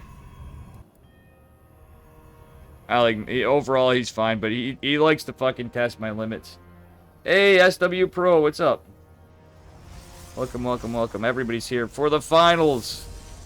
Real SW Pro in the house. All you guys in here. Alrighty, let's see here. Low ground pylon going down for Juggernaut. A little before Countess. Countess not really paying attention to the probe. Ooh, this time she's opening with the depths. Against the double stalker. See what the play is here. Countess going to try to get the Nexus block again. Alright, let's see what the play is here. I'm actually interested.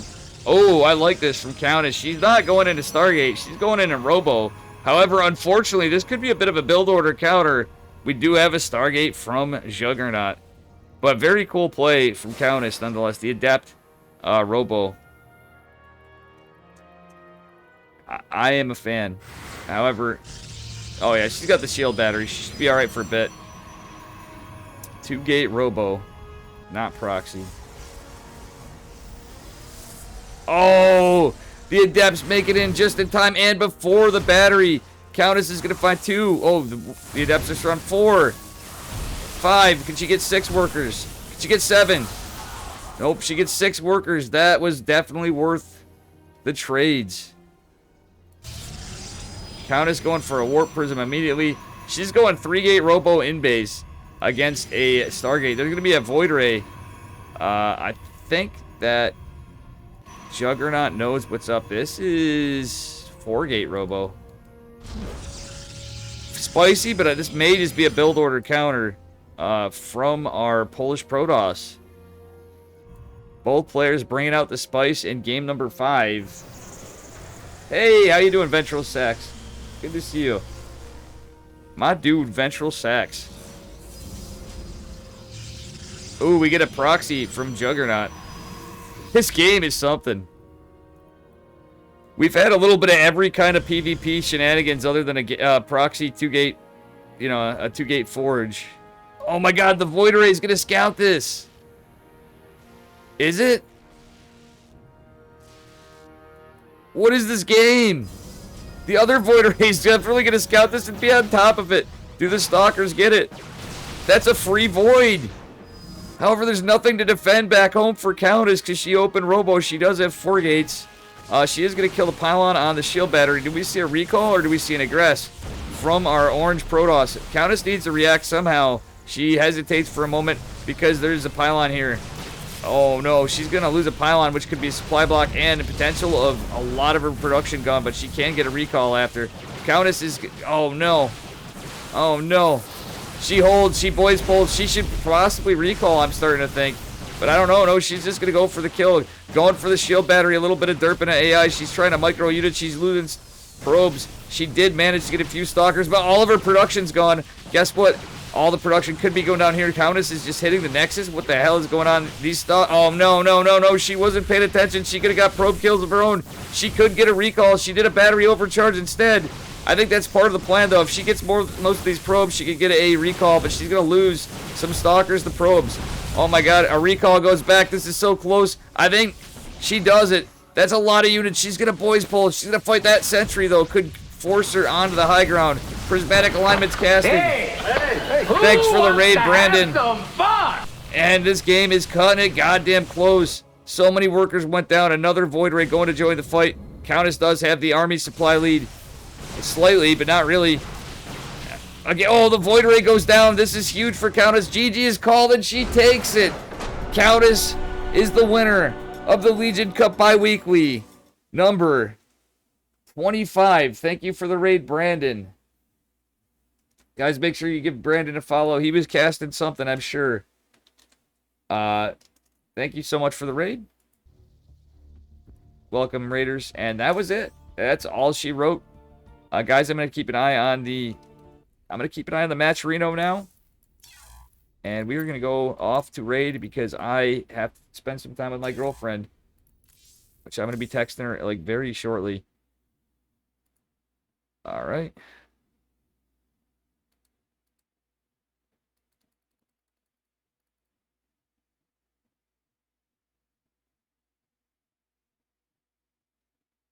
All right, let's see here.